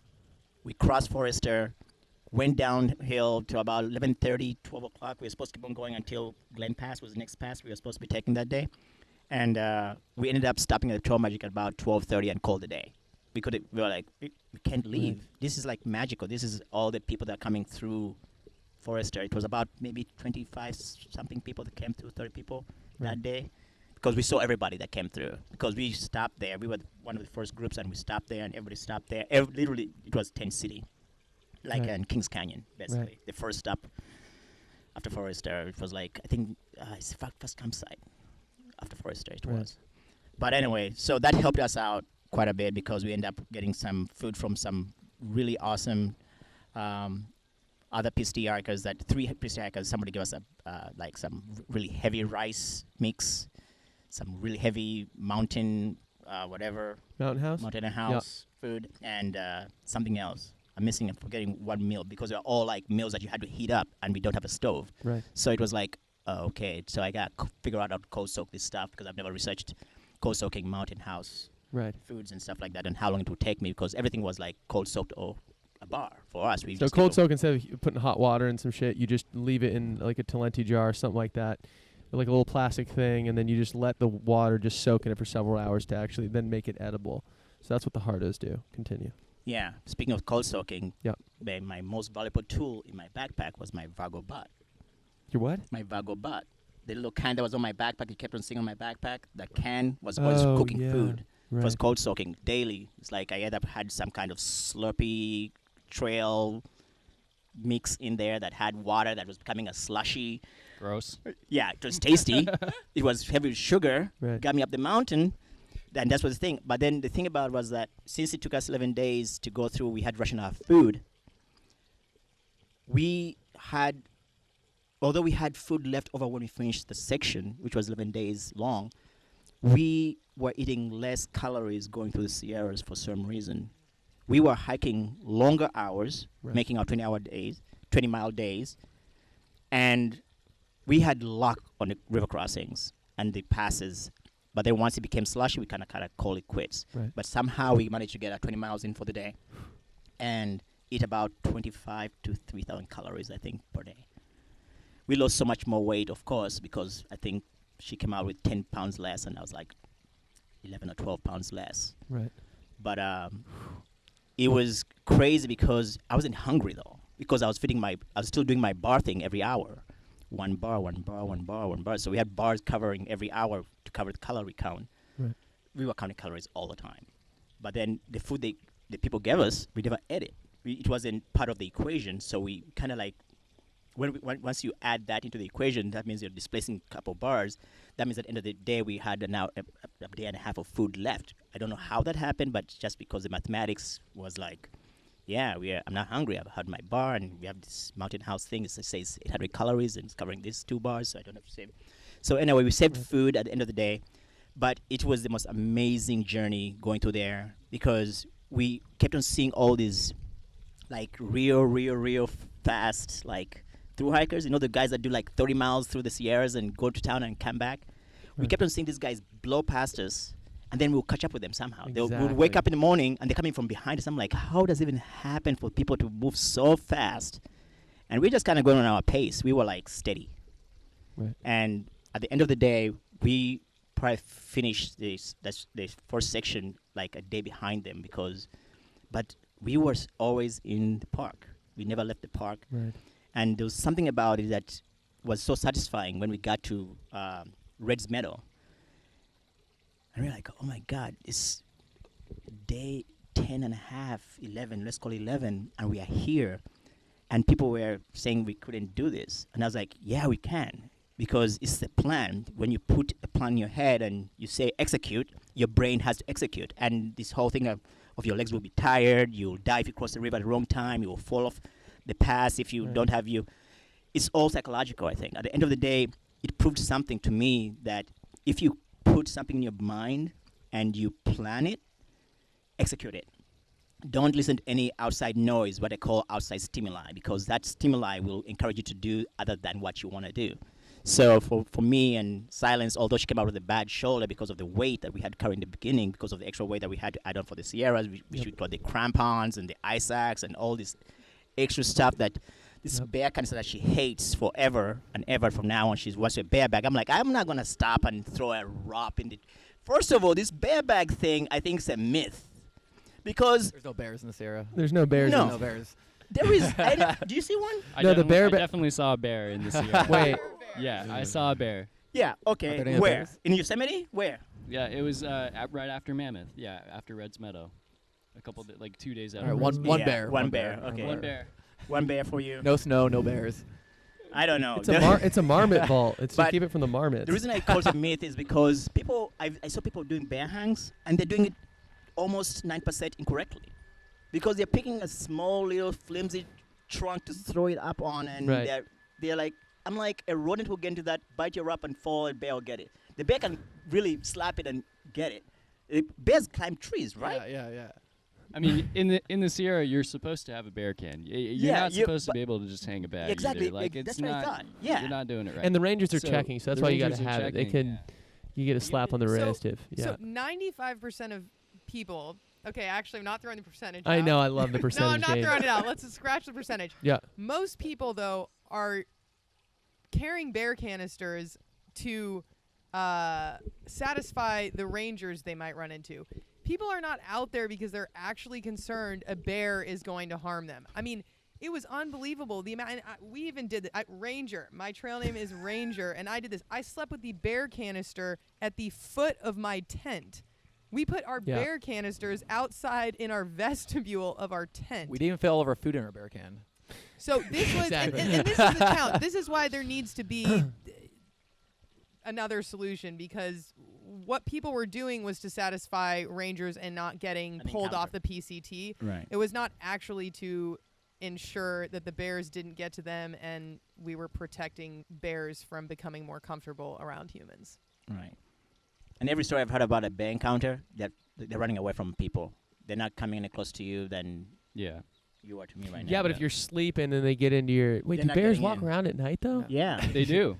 Are there, I are there any other- slept on my food every day of the They're PCT and didn't see semi-nocturnal. one bear. So I don't So know, the funny man. thing is, when you first got in the Sierra, it's like, okay, 50 feet away from your tent. Like, we would stack. Every day, the bear vault got closer and closer until it was in our tent. Like, we didn't have time. We were tired. It's like, sorry, Rangers, double jeopardy. You can't try me. I'm already out. But anyway, yeah, that was a hilarious aspect. But so Bumblebee did this in one go. Yeah. Most people did it. Do we do 3 stops or 2 stops? We did We did VVR. We stopped at VVR. We stopped in. So Yeah. we went Kennedy Meadows south to Bishop. Yeah. Via Kearsarge Pass. Via Kearsarge. shout out Then- to Take It Easy. Oh, God. Then Take it easy. First of all, we were going down Kearsarge getting to Bishop. He glissaded down. This was Take It Easy was our boy out there. He was German. There's 4 of us. There were 4 of us, me, my sister, Take It Easy, and Half Axe. He was our leader. He would look at Gut Hook. And by the way, just so we're clear, we're getting up at 3 a.m. most of the times to hike it early in the morning when the snow is hard. So most of the people are getting up early. Most of the time, you got to get up early to do this shit. So he's looking at Gut Hook. We're just following with our headlamps, just Fucking boom, cold. boom. It's cold, and he has the presence, and he's our leader out there, looking at his phone, making sure that we're going, we're going on the right path and going the right direction. Going down Kearsarge, me and Half Axe are ahead. We see him limp into the parking lot. We're like, oh fuck. We find out he was glissading, which was a nice way of saying sitting on your fat ass and sliding down a mountain. They have a nice fancy term, glissading. It's sliding on your fat ass and slowing yourself down with the ice axe. it's one of the most common ways that hikers in snow get injured. Right, and he had micro spikes on. So these are these little things you attach to your shoes to give yourself grip.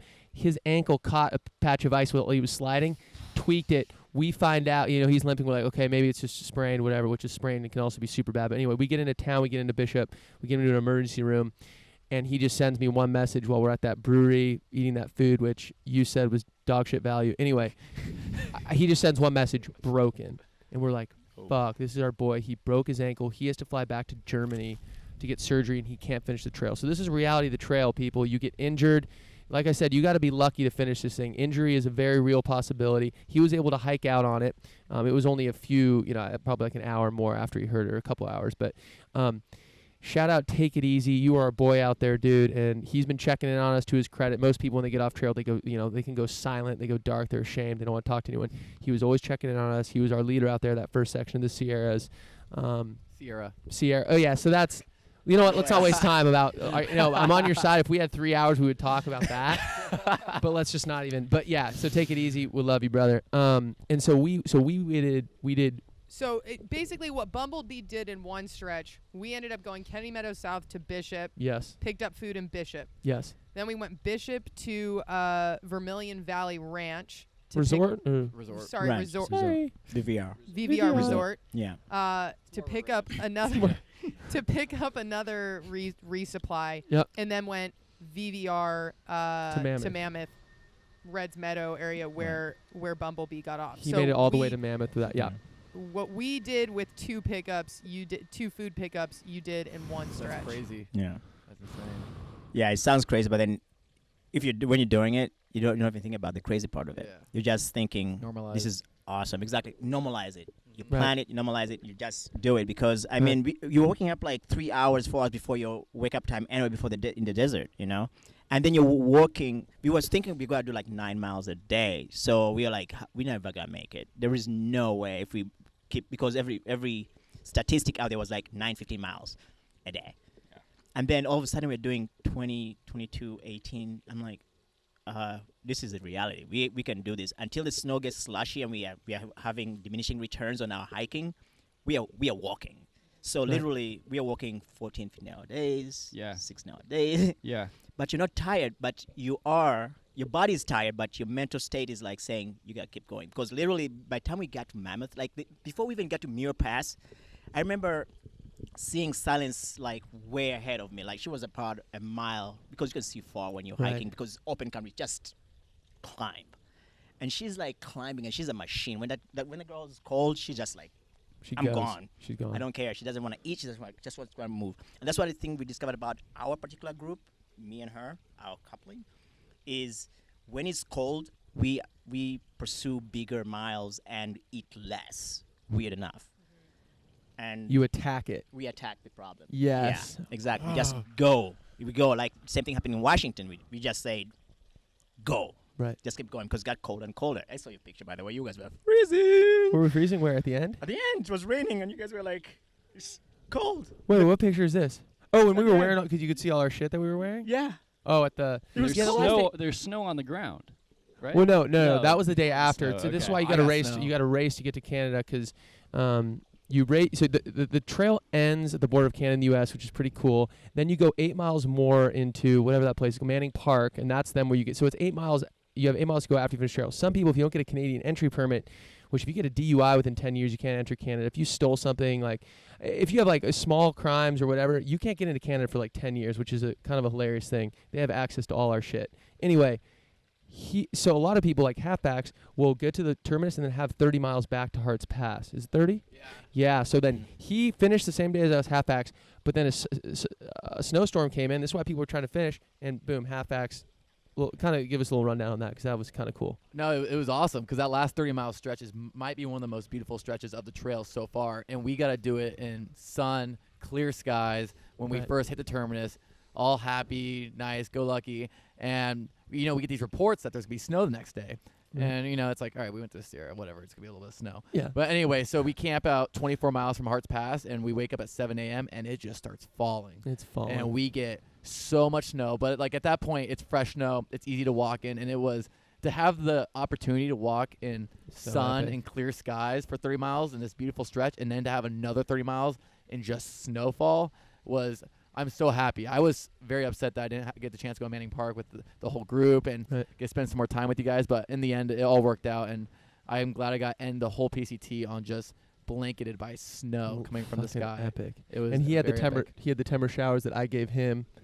The Oh, yeah. gloves I Yeah. gave him because Go back. yes, to go back. I was like, dude, take these. Dude, and It was if I really didn't fast. if I didn't have those, man, it would have been brutal. So and then I gifted to someone else who had to go through the snow I love too. it. I love it. They just kept on giving, man. Those gloves are Dude, amazing. everyone on our crew got those because of you. These gloves, they're epic and Research, baby. research, Research, baby. That's baby. what I'm Research, saying, baby. dude. That's what Bumble Bee's all about. Research, plan it out. Dispose of the plan if you have to, but do your research and plan it out at least. Because I think the biggest thing I got out of the PCT is like, Yeah. you can do all the research in the world and plan it out to the T. Things are gonna change. Plan but be flexible. Yeah, Exactly. There don't you go. over plan. No. Like Right. plan it, but don't No. do too much. Like Yeah. plan out. Know you're going in with the right gear, things that you feel comfortable with. Right. Know how to use your gear that you're going in with. Right. Have like a general idea of how you're gonna do resupplies and how you want to get in and out of towns. Right. But don't send a box to every single town thinking that you're gonna get your food there. I'm a testament to that, by the way, because I Yeah. planned out 17 boxes for the whole entire trip, except for the places that I didn't have to. Yeah. I needed 10, Yeah. but I packed 17 because I wanted to keep my healthy diet going throughout. And I had to bounce 5 back home. Right, because you end up not eating as much food as you thought you would, and you walk into town with a half day of food, and that all adds up It all throughout adds the up. trail. So you just end up, you can't calculate it perfectly. So people without understand what actually stepping foot on there. so what people understand what Monk was just saying there. So a lot of times you're mailing the USPS, shout out USPS. you're sending boxes forward of food, so that some areas don't have, like some areas you'll get into town, you only have a general store, and you won't have a full grocery store. So you'll send boxes forward so that you can go to the post office, pick up, and get food that you want. And so that's a lot of the times what people are doing, and so that's what we're talking about when you're shipping food forward. You don't always need to do it, but a lot of times it's helpful because you get more supply and get the stuff that you actually want. But you make an interesting point because Yep. you're saying you get stuff that you actually want, Yep. but you actually have no idea what you want Yes. on a week-to-week basis. Yes. There are food that we started out with that I will never touch again because my appetite cannot. I mean, I just can't even handle the thought of eating, another Go Macro bar or another tuna Done. packet or You get sick of shit. or even my brother and I made 50 plus dehydrated meals before we got on the trail, and by the time we went through all those, it was time to mix it up. So I'd say the resupply boxes, I really did. I stressed out a bit about those before getting on the trail, and realized though once I got on the trail that you actually didn't need to send. I think you honestly could have managed the trail without sending a single box. I truly think you could have done that. Yeah. And so I don't want people to go out there thinking they're going to need to spend the 3 months before the trail hitting the post office every day and figuring out what they need to do. I mean, you really can get out there and you learn as you go and you adapt as you go, and it allows you to be flexible. I'm glad we didn't send boxes to towns that our crews didn't end up wanting to go into. Granted, you can bounce the boxes, but it allowed a lot of flexibility if you did not. If you weren't super strict on getting resupply boxes out and sticking to your resupply boxes.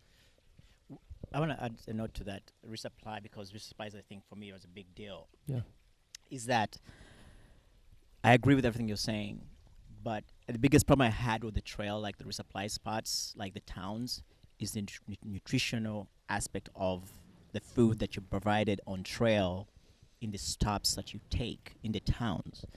And this is one of the reasons why we prepackaged all our foods, because we want to make sure we're gluten-free, don't have any high fructose foods and anything that's like a gummy bear, Snickers bars, Butterfingers. Yes, you can eat those, sustain you for like maybe an hour, but are we as PCT hikers destroying our bodies by eating junk food? Or I not? don't think so. I ate Snickers bars. I mean, I think it just depends on your approach and Right. maybe age to maybe. Are you calling me old? Jesus. I am old. Age. But I mean, am old. it makes It's all sense good. when you Yeah. get a little bit Yeah. older for you to think more deeply about your nutrition. I want to do and this when your I'm health. 80, I'm Yeah. 43 years old, and I want to do this when I'm 80, okay? Yeah, I wouldn't, if I were 50 and hiking the PCT, I would not be eating Snickers bars every day. But I ate like 3 Snickers bars a day. for And the don't entire worry. Trail, and I made gummy trail mix, and I felt fine. I mean, Yeah. there was I pack 6 pounds of Sour Patch. You know, you get those 2 Yeah. pounds of Sour Patch bags. The Yeah. sharing size, I ain't sharing dog shit of that. I got like 3 of those packed all in, so it would barely close. 6 pounds of straight Sour Patches. That was, I think, the first section. No, that was the second section, because Kids Menu did that. He got me fired up on it. I was like, fuck, I need to do this. So, dude, I'm straight eating the calories per ounce, dude. High calories per ounce. I think it's 120 calories per ounce with Sour Patches, maybe a little higher. But you got to think about the calories per ounce, because you're the biggest, most important thing before macronutrients. I like read like a little nutrition book like a year ago, and it said this. Before macronutrients like proteins, carbs, gluten, all that bullshit, the number one thing that is the most important is calories. Calories before anything else. So that's why the candy, yes, kind of dog shit. But when you're out there moving, dude, I found if you keep that furnace hot, you can eat dog shit food. And if you're moving, like in the real world, I eat a whole bunch of Sour Patch. I feel like crap. But if you're hiking, you're just burning and you're moving, dude, you can just pound It shitty all food, it and all goes burns through. it all burns the same way.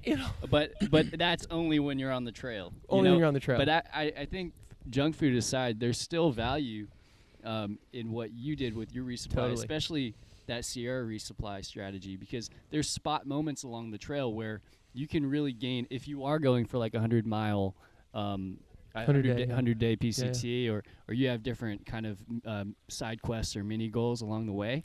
I mean, taking it back to video games. In right? video games, exactly. Then it's like there's spot moments where it's really helpful. You can gain a lot of efficiency in having a thought out resupply strategy. So if you're trying to do the 14-day Oregon challenge or something like that, every moment counts. Like, you never want to wait, because you always get into town, you roll in thinking I'm going to be in and out, but it turns into a half day or a day. You get vortexed.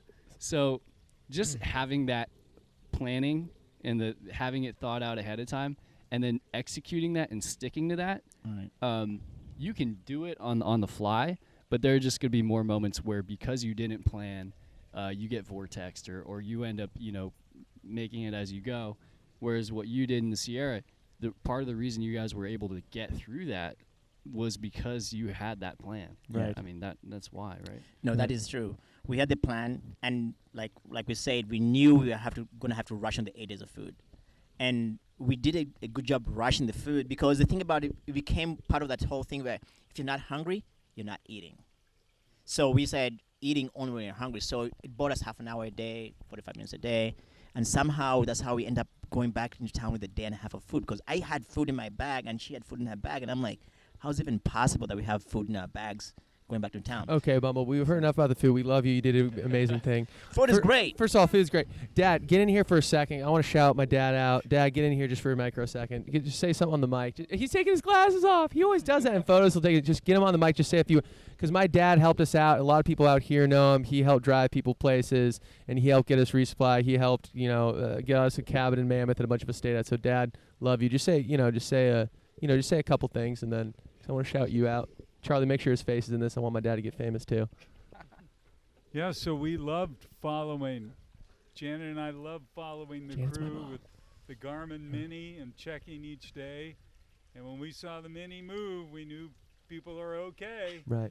But that was the tracking device. The part for us was when they all did Forester Pass. Keep that mic close. Because I had seen videos before and never showed Janet those videos. She didn't see them till after. Yes. So very excited that by 7 a.m. they were already through the pass. Yes. And I could tell because of the Mini, and obviously where it was. Yes, epic. And so what a journey to go Mexico to Canada. Unbelievable. Epic. So proud of all of you. What a pump. Yeah, epic. Well, thanks for all the support, Fej. You helped a lot of us out here. I've got to say what you just what your dad just said is that what we all accomplished goes back to that box that I brought. And I want to share a piece of this pie with everybody. It's a small victory for everybody. Dude, no one cares about your pastry, dude. Dude, this pastry came out from Canada. So you better have Vancouver. Okay, all right. So everyone's got a bite of that pastry, because that pastry is a Mongol Danish. A Mongol Danish. Yeah. Are you making fun of my... No, I love... First of all, I love your accent. First of all, where are you from so people know where your epic accent is from? I'm from Uganda, East Exactly. Africa. Yeah. Love it. That's why he has the best accent on the trail. I fucking love his accent. But yeah, and food sharing food with good friends like you from the PCT is gonna be an awesome moment for me to remember, because I was like, I'm hungry, but I should share this with people that I care about. And everybody can talk about all the epic scenery that they have enjoyed seeing across the PCT. But for me, I think at the end of the day, since I've talked to so many people, I've had a chance to reflect after a week of being off the trail, is that the one thing that I really, really miss about the PCT is the folks on the PCT. They are so magical, they are so kind, they are so friendly, they are so humorous. They endure in hardship, they help each other out. I mean, if you have a problem, you just have to turn to the next person and say, I think I need some food, and you get some food. Oh, my shoe is... Right. We got each other on the trail. Right. And I was trying to figure out, how do we take that spirit with us ahead? And that's why I'm not at work, because I was like, I have to go be part of the spirit, because we are all connected in some way, because we have just accomplished something so amazing, and we should pat ourselves on the back for this small victory that we'll always have.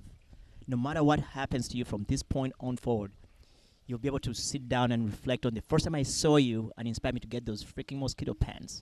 I cannot. How can you forget that? I was like, she's the hottest ranger I've ever met. She's got hot pants on. Yeah, and they're made of mesh. Yeah, so her mosquito pants, it looked like they were like this loose lingerie. It was a whole thing. It was my trail lingerie. Trail lingerie. I ended up buying those pants for me and silence, and we never used them. Right. We bought the whole outfit. We used it once, and that was it. Right. Yeah. I think The- it was We like- largely missed, I think, the mosquito onslaught. That was we were a little bit behind it. I right. think. We were It was behind it, so we ahead. were lucky. But I didn't want to use all the chemicals, the DEET, and Yeah. so I bought this mosquito suit. It was basically this mosquito net in pants Yes. form and a jacket form. Okay, Right. mosquito nets are chill. I want to put the spotlight on Half Axe for a second because Monk said the 2-week challenge for Oregon, and like we said, Half Axe, as you mentioned, he was going for the sub 100 days. Half Axe, I want you to talk a little bit about the 100 days, and also you did Oregon in 11 days or some shit. Yeah. So he did this shit in 11 days. So talk about your fastest section. Talk about why you made the decision to stop, where you stop. I want I want people to understand the fucking epicness of this. Yeah, the mental challenge of doing this was one of the most extreme things I've ever done in my life. I got through the desert on pace. Yep. And when I got through the Sierra, I spent a majority of time with these guys. And when I got to Mammoth, I had to average 37 miles a day To finish. all the way to the border. Yes. And so at that point, Yeah. I was like, I came this far. I'm going to go for it. Like, if I can't do it, I can't do it. But if I Yes. just give up now, it would be unfortunate that I came this far and I really wanted to do this thing. So I was able to, out of Mammoth, I did 10 days alone. And that was one of the hardest things I've ever done on the trail. As we talked Sure. about, the social aspect is huge. And not only pushing myself to do 37 miles a day, but doing it alone, it was punishing. It was one of the hardest things I've ever done in my life. I was just with my own thoughts out there. And I was hiking all day at a fast pace just to do this challenge. Luckily, after those 10 days, I found when you get up there, you meet other savages up there who are trying to attempt the same thing. Yes. And so luckily, I met 2 people. I want to give a shout out to Sunkissed and Lush. Love it. Sunkissed turned 18 on the trail. She was going to the University of Oregon, and actually Lush is going to the University of Oregon as well for grad school. I've convinced her to do 35-mile days with me. And I finally found someone to keep pace, and then I met Lush. And when I'm up there, people are like talking like, oh, what's your start day? And you're meeting the people at that point who are that far up north. They went through the Sierra in May. And we have And some just so we're clear, we went through June 9th, me and my sister. Most Yeah. people went through June. What did you go through? June 16th. You went through June 16th. So most people went later, but you're meeting people that went out Oh, in May. Like so fucking yeah, we have badass. crazy stories. We entered June 9th, and I'm meeting people up there who entered May 30th. Sunkissed, I think, was like May 9th, May 12th. And the stories they Jesus. have are one of the most insane stories you'll hear from getting snowstorm after snowstorm and having to go back. And so you're hearing these crazy stories of these people up here who are just as a savage. And then you're also meeting people who are trying to go for fast through hikes. So when I was in Etna, I met Lush, who started May 24th. And I started May 9th at the time. Right. And he was going for a sub 90 day through hike. And so at that point, I was like, hell yeah, let's turn on the motor. Yeah. Let's see what we can fucking do. And we would hike all the way from Etna, California, which is in Northern California, all the way to Cascade Locks together. And, we were just doing high 35 to 40. And when we got to Oregon, he's like, let's see how fast we can do this thing. Right. And so we did Oregon in 11 days, doing 43.5 miles a day. And for his birthday, we decided to do a 51. We did 50 miles for his birthday, Right. and we did 51 into Shelter Cove that day. But as again, like the mental challenge, it was hard. I was suffering. My feet were. Talk about Trout Lake. So yeah, the reason I got to Trout Lake, and my feet were just torn apart. They didn't have the right shoe in Shasta, so I had to get another pair of a different version, which tore my feet apart. And I was losing too much weight. We were talking about nutritional and what if I would do something differently, maybe having healthier items. I don't know if that would have helped it, but I'm typically around 170, and I got to Trout Lake, I think, like 153. Right. And I had lost way too much weight, and they have a general store there. And I remember I got to the general store that night. And this is a few hundred miles from the border. Trout Lake is like 300 miles. Yeah, or something? it's pretty close. So he's pretty close. It was day 92. I got to Trout Lake. I was still on pace to do this thing. Right. And I got there that night, and they have a little shuttle system where you can sign up to take the shuttle. So I got there that night, signed up for like the early shuttle, like 7 a.m. I slept like 20 hours. I got up at 7 a.m. I'm like, I can't. I had no energy. I couldn't even move. I was in the back of the Trout Lake. Right. I was laying down, and I crossed it out. I put 9 a.m. And then I had to cross it out. I had to put 12. Cross it out, put 4. And it was, as we talked about as Ranger talked about earlier, the Whitney thing. I hate not doing something I set my mind to. And when I turned back on Whitney, I was actually proud of that because I'm someone who really wants to push and do everything I can. And so I kept pushing the time back. I was so weak. I had to have someone go in the general store and get me food because I had no energy just to get up and move around. So luckily, once again, the people around the trail are just so kind. The ladies at Trout Lake took complete care of me. There were some other people there who were struggling with similar issues with Giardia and were just losing weight, and we just had like kind of a clan back there of all of us who couldn't move in the back of Trout Lake, just eating applesauce and string cheese. Right. And it was hard, man. I had to make the decision, just like, all right, I can take a day off. The mileage had to get bumped up to like 40 miles an hour I had to do. And the next day came along, I couldn't move again. And I had to keep pushing it off till I got to the point where it was like 2 days later, I had to do 44 a day. And I was like, dude, I'm not going to enjoy this hike. And I was 8 days away from the 100. Right. And I soon realized that like I couldn't do this. So I made the decision to do 25 miles a day, get to Stevens Pass on day 100. And then I had plans to go to Burning Man, do other things outside of the trail. Wedding. I had other obligations at Burning Man that I had to attend to. So on day 100, I got to Stevens Pass, which is mile 2464. So I was 190 away from the border. Yep. And I spent that last week just doing 25 a day, and I had the best time. I was doing 37 to 40 all the way from Tahoe, and my body was dead. I was killing it, and now I had a chance to enjoy the hike. And people get me wrong. They ask, like, why would you do such a thing? I really enjoyed the mental aspect of pushing myself that hard. People we're talking about do the through hike for different reasons and what they got out of it. And for me, I wanted to see how far I can really push myself and how far I can take this pain that I was feeling. And I'm a big quote guy. Another quote is like, once you learn to love pain, you'll never be alone. And I had no one to hike out with there, so I was hiking with just this pain. Right. And I got to Stevens Pass day 100, and making that decision to get off the trail 190 miles away, just to get off and go to Burning Man and take some time off the trail was one of the hardest decisions I've ever had to make in my life. It was brutal. And I was worried, as we talked about the weather window, if I got off the trail, I wouldn't be able to get back until mid-September. And so I got off on day 100 on August 18th, and I wouldn't get back on the trail till September 15th. And this is the beauty of the trail. So here comes the best part of this. I'm a big believer in everything happens for a reason and letting go. And I got back on the trail. I let everything go. I was like, it'll work out. If it does work out, if it doesn't, it doesn't. I came back on the trail with a good friend. We hiked together. Our plan was to hike together from Stevens Pass to the border, and that was our plan. And we were able to, when I got back on the trail, I took 28 days off. Jesus. 28, and somehow Motorboat and Ranger were still behind me. Cristo. Yeah. Slow boat. Slow boat. I kept on calling him out. I was like, where are you guys? I know. We kept talking. Ranger had Where to are learn you to let guys? go on this hike. my I learned to God. let go too, baby. Oh I my learned to God. let go too. So I get back at Stevens Pass, some fucking how they're still behind me. And so it worked out because the friend I was hiking with, we can't obviously in Washington, one of the hardest sections with elevation gain, we couldn't do these big mileage that they were doing, even though they were slow. They're still doing 20, 25 a day.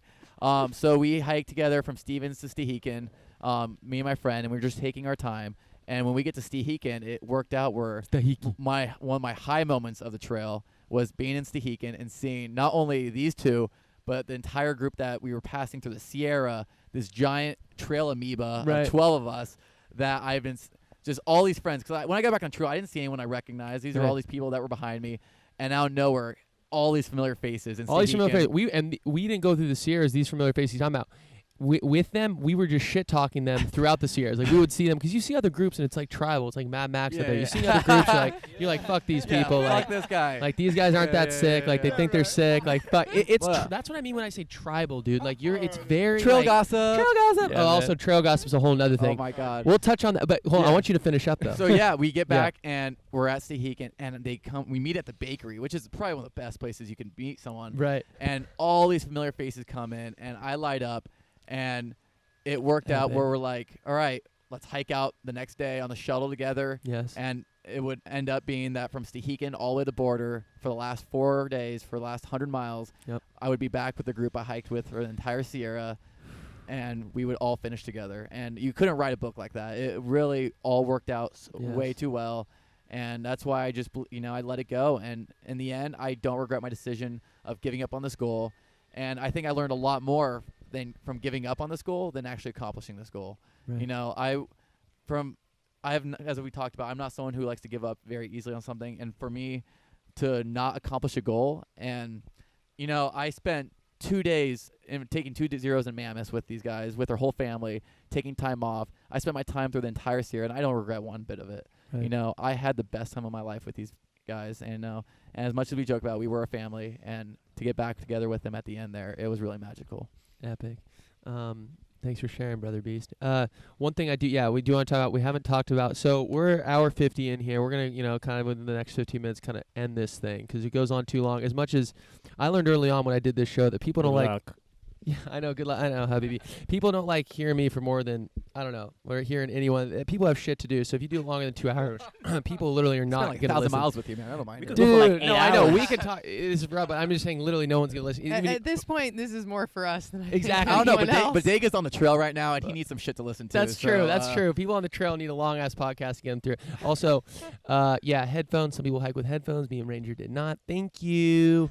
Anyway, what I do want to talk about, though, something that is a big aspect of the trail, at least for me and my sister and basically everyone, is the trail gossip.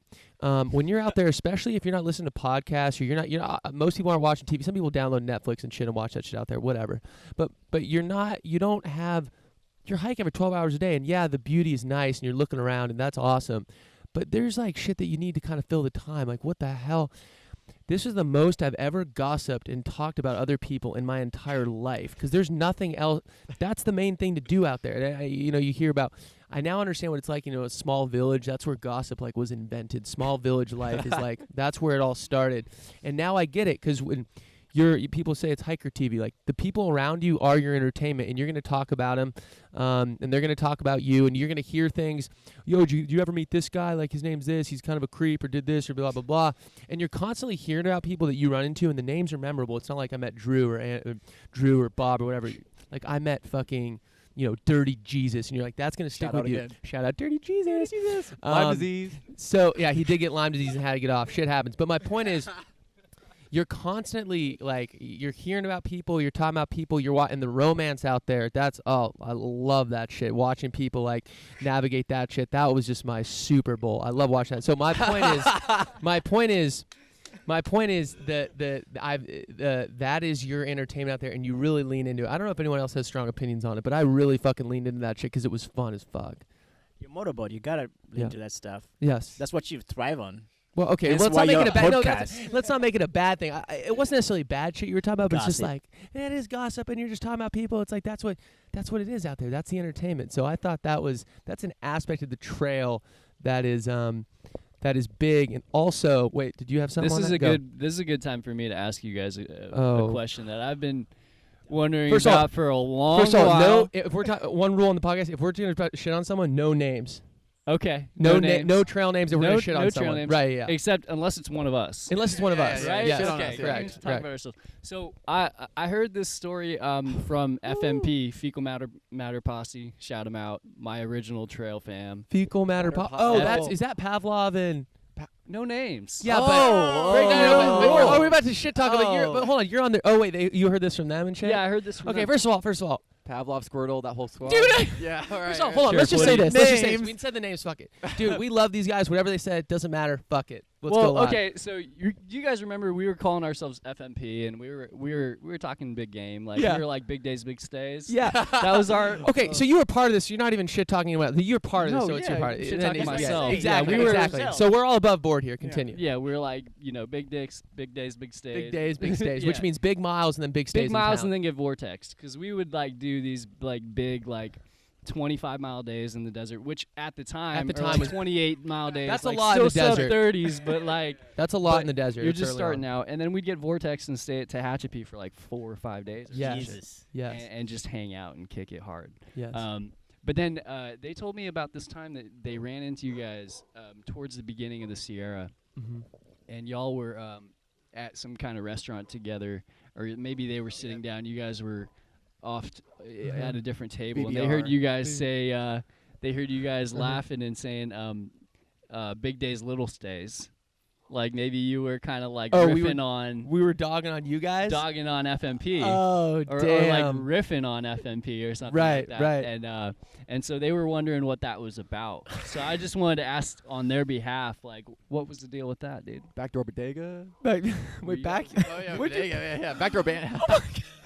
Backcountry Bodega. No, Yeah. here's what I want you guys to chime in on this, but let me just say this: Squirrel and Pavlov are fast as shit. I can't hold a candle to how fast they were. Halfbacks can, I cannot. They're fast. So maybe we were dogging on you. I don't exactly remember that particular instance. Does anyone remember when we were talking about that? I don't know, but you did send me a picture of our table and their table right behind us, and Yeah, they were wondering about that. yeah.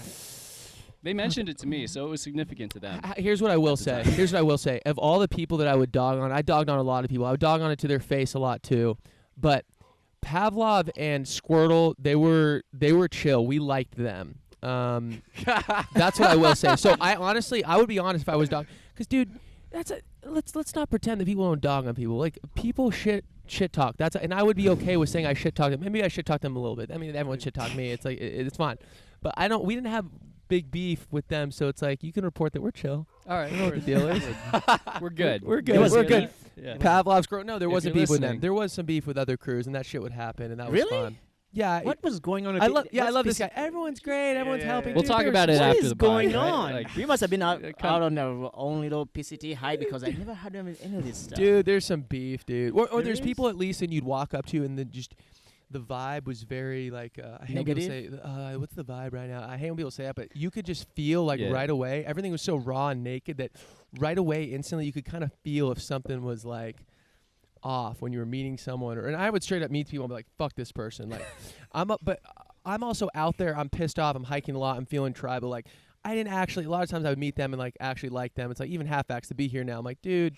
Get that bumper sticker shit out of here. Like, I would just feel very free to be like dogging on people, and it wasn't personal. It was just like, but yeah. And then and then you'd meet these people, and then it turns out they're great. But some of them turns out, nah, whatever. But that's the reality of life, though. I don't know. Oh I must have been on the wrong trail. Are you telling me? Bumblebee, Are you Bumblebee, telling me like- Silence didn't immediately when you guys were alone just start talking mad shit on everybody? No. Because she would not talk. Dude, you didn't talk shit about anyone on trail. No, we did, but not that much shit. Okay, you did, but not that much. I don't know how we can talk Well, about yeah, I guess Right. we did talk of shit about people, but then it wasn't Right. like super negative. it. I Yeah. guess we did talk shit about people. Yeah, I'm not okay. even saying it was necessarily negative. It was just talking about people. Yeah, it We wasn't did necessarily do that. negative. Well, because Yeah. like you Do said, that. that's all you have to do That's out all you- there. Yeah, I know one thing. I do know one thing that Germans Yes. do not like meeting other Germans on the trail, and that's one thing she was always saying. Like, oh my Right. God, there's so many Germans. Don't tell them I'm German. Right. Okay, I won't tell them you're German. But for me, I loved everybody. Right. I'm Okay. like, Except for the flippers, skippers, the Soboers. yeah. Like, yeah, you already dogged on yeah, that. Okay. No, I loved if you everyone were going noble, Fuck her and through you- hike. I mean, if you were going flipping, yo-yoing, Christine, I and want you to didn't share want- about the shit talking anymore. Yeah. I was gonna say, Bumblebee, you were one of the biggest shit talkers Oh out my there. god! Oh my god! Oh my god! Oh my god! Flippers, Bumblebee! flippers, skippers. No, but that's what I'm saying. But those guys are horrible. Right, oh my god! I mean, You're not a bumblebee. You're a wasp out You're there. a wasp dude. out there, dude. Okay, let's talk about this for a second because the Okay, one let's talk for a thing second. I hated on the trail was Yes. a skipper that encouraged other people to skip miles. Agreed. Fear-mongering Fear- rangers suck too. And Oh. fear mongering is a big part of that. When we say fear mongering, we say people I like love people, so- people talking about, yo, there's a lot of snow in the Sierras, or dude, you can't do this, or we heard straight up lies about, yo, there's snow in 3 miles. This was like near Idlewild, like, yo, there's snow and there's an icy patch. We heard lies. I've never heard so many lies that you would hear something and then you'd get there and nothing was Nothing there. was there. It was fucking insane. But we also heard the flip side of no snow after 10:50. And we Yeah, get to right. 10:50, we have another 100 miles of snow. That actually broke one. That rumor traveled so much. We found the text message that originated it. I'm going to shout out Didi for starting this. He's the one that Didi. started it. No, He's no, a you German are. dude. But that rumor traveled throughout He's the a trail. French dude. No, Didi, I thought he was German. French. Yeah, same thing. Dude, I just assumed he was German. He's a Jesus. foreigner. He's not Yeah, a yeah, I know, yeah. he's a foreigner. Not American. He's a foreigner. Oh, by the way, this is the first time I said foreigners. Like I would always say I don't know what else you call people that aren't.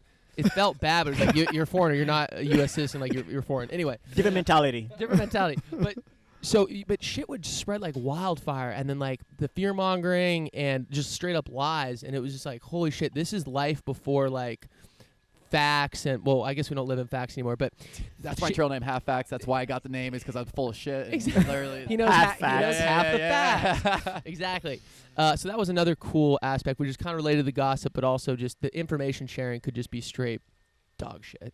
And that's why, as Bumblebee pointed out, you gotta, at the end of the day, you gotta plan, you gotta stick to what you're gonna do, and don't listen to the noise, listen to So that, much noise. that outside stimuli, as he said. So that was another kind of fun aspect of the. So if you're gonna do the trail, just be mindful that you're gonna hear shit that's gonna try to scare you, and people love scaring people, dude. The last few miles, dude, or like last like 100 miles, there's this one, or 200 miles, few hundred miles, whatever, I don't know, in Washington, there's this guy saying, dude, with me and Filter, where he was like, dude, it's gonna snow, dude. I'm like, dude, everyone's checking the forecast. It's not gonna snow. He's like, dude, it's snowing. It's like, I'm like, I actually like hiking in snow. It's like, at least it's not rain. You don't get as wet. He's like, dude, it's snow is rain. It's just frozen. I'm like, dude, stop. No one wants to hear your bad attitude right now. Like, dude, get that. Some people thrive off spreading negative shit to try to get you out of your mindset. So I don't know why, but that's just an aspect of the trail that it's fun, but be mindful of it. I'm gonna miss being cold in the mornings and late nights. I'm gonna miss the pain of trying to get in another 5 miles before 7:30, and Yeah. it's 6:30, and you're like, "There's no way I'm gonna do this." I'm gonna miss a lot of people that I missed as far as like camping, like you guys. You guys not catching up is BS, by the way. Yeah, well, we were. I'm total thankful. I'm bullshit. thankful for it, but you know. Yeah. Because Bumblebee was a little bit ahead of us because we got off our wedding, came back on, never caught back up to him. September Dude, 1st. our group was dragassery, dude. Yeah, you are drag assery. And I don't know what happened. Hey, we were drag assery, and I don't regret an ounce of the drag But assery. Shit. So- yeah, that's fair. But I missed you guys. We missed We you missed guys. you. Yeah, that was epic. Another thing I will say is even with you get with our group the last we hiked with like kind of the same group for like the last half of the trail basically. There was 2 weeks we took off because we had to go ahead, get out for a wedding, then come back on to meet up with them. But we were hiking with this group for a lot. So it got to the point the last couple 100 miles every morning would be 30 minutes while we're setting up our camp of just shit talking each other, just airing it out, just dogging on each other, like calling people out. Because flushing, when you're with people 24/7, it's hell. You need these release valves. But it got to the point where we're a little sick of each other. We're ready to finish. We're just straight dogging on each other. You And that guys- was one of my favorite things. It was epic. You guys are also just really big shit talkers. Oh like, my as god! far So as first of all, especially him. this one right here. Yeah. Especially No names. is No like- names. No names. No But names, we but need to really share shit this story. talker I've ever encountered in my, not just on the trail, but like in my life. Oh my god. Oh my god. Ranger. That might be a little bit No, it's a little- excessive. But But you need to share the story about how. Yeah, Christina, take it away. Monk is biased right now, and I will say this is Here's because why. of our initial interaction on the trail. This is actually a low moment of mine. This was mile This is Warner Springs. 109. Is that Warner Springs? 109. Ish. All our low moments. Warner Springs. So this is after the first basically 100 miles of the trail.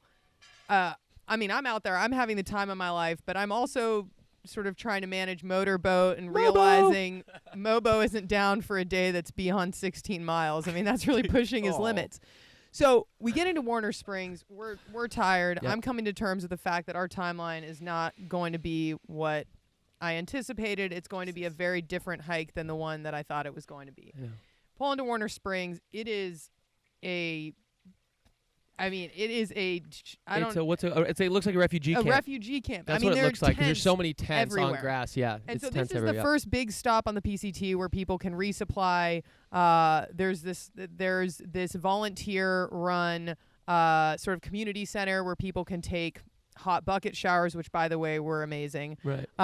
There are bathrooms. There's access to water. You can go in and buy little snacks and Gatorades. And then there's a gas station up the way and a post office where you can pick up your first resupply or resupply at the gas station.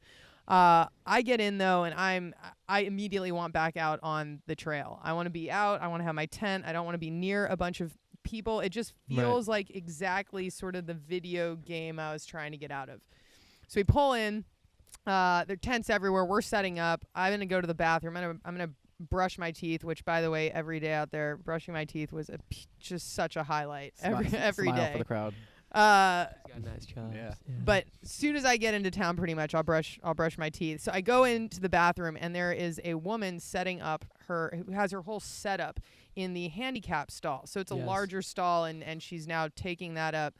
and is reading a book and has her whole, all of her stuff splayed out on the floor, and starts going on about how she's going to camp there and so I talking about She's the sleeping in trail, the and we're not bathroom, even sure if she's done the trail. I mean, I was just not in the right mindset. I was already just in a funk, and I try to be very pleasant to her, but also was trying to get the hell out of there.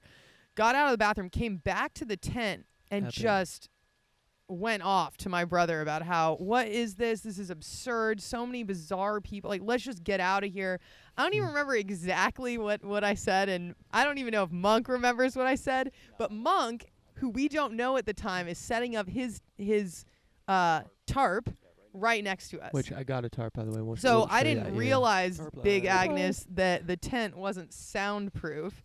But Monk is overhearing this whole exchange with my brother, and I'm just letting it out, and I am eternally, this is serious, I am eternally grateful for my brother, because there were moments on that trail where I just needed to let it out, just feelings, thoughts, and my brother was always a safe space for me to come to in a way that it didn't feel like it was gossip or I was letting loose on something that felt, irresponsible or was going to be disrespectful to someone else. It just always created a safe place for me to just sort of let loose. So anyway, Warner Springs at the refugee camp, not the right place to do that. But Monk overhears, and week and a half, 2 weeks even, I think, go by. We didn't meet at Warner Springs. Yeah, maybe a week. Yeah. A week goes by. Week later. We're camping this is complete. We're camping in another spot, and Monk hears me talking as I'm cooking dinner with my brother, and he just pokes his head up and goes, "Were you the one shit talking?" Don't say. Yeah, exactly. Right. No names. I purely identified you by your voice, and I don't. Yeah, and it was so. It was like Hiker TV for me. Yes. Really, that's what it was for me at Warner Springs. It was like not like, oh, this is such a mean-spirited person or anything. Like, I didn't judge any of what you were saying. I just found it really because, entertaining. by the way, everyone else at that campground popped their head out and agreed with everything we had been saying. Right, because they had encounters with this person as well. She was not, like, nothing you were saying was off base at all. Right. It was just, like, the manner in which you were saying it and the fact that you were going off so heavily on this woman. was just so entertaining and funny to me. Right. And so I never could forget it. And so when I heard your voice again, I was like, this is awesome. It was electric. Yeah. And when my sister originally shared that with me, I remember I was kind of pissed. I was in my sleep bag. She was making dinner. I was cold and I was so sore. I was fucking miserable. And I was like, yes, society has spat many of these people out. There are some weirdos out there for sure. Let's get that clear. There's some weirdos out there. There's a lot of good, but there's also a lot of fucking weirdos. And this is not someone who hiked the trail. Right. We can say that. Well, yeah. So there's that too. So, but there are some people that don't. Yeah, that are just weird. And that's what you're gonna get when you're doing extreme things. You get people on the fringe, and that's how it works. But yeah, damn. Fringe is the word, exactly. But yeah. Fringe is not bad though. Fringe is not bad. I was gonna say that. Fringe is not bad, but you just This is gotta be. why. Yeah. Yeah. Oh my God. So the tortoise is here. So Yeah, he's Wants just. to talk. Yeah, he's bashing the chair that Half Pack's on. Christine, you gonna say something? I thought you said so. No, you're good. You're good. Okay. Is there Christina? I do want one more little story that I want to give my sister some time to share. Is she went for the 24-hour challenge? Snake, talk about that, and then we're gonna guys think about closing thoughts, things that you want to get off your chest. But I want this story to be heard, Christina. So 24-hour challenge is something that hikers throughout their time on the trail might attempt, which is basically see how many miles you can hike in a 24-hour period.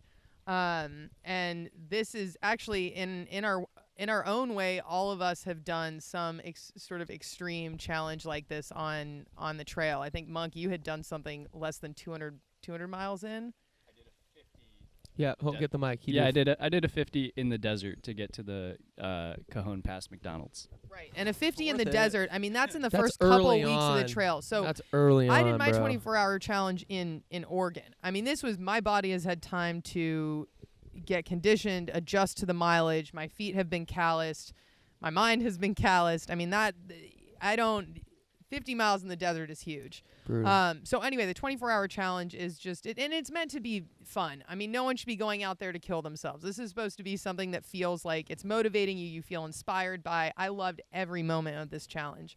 But I had sat down, this was in Oregon, in Shelter Cove, and had run into Gummy Bear. Shout out to Gummy Bear, who we had met. He's from the Czech Republic, a couple years younger than me, and we had met him on day so right before 3 Julian of the trail. Yeah, we and hiked actually with him for a bit. he was with us when Mobo was going through some tough moments coming into camp, and yes, but he actually camped before us that night when we went up that hill. No, he camped with us. Did that he? was the last we saw him, right before Julian. Where Yep. produce was talking about our cliff Yep. bars getting eaten. Yep.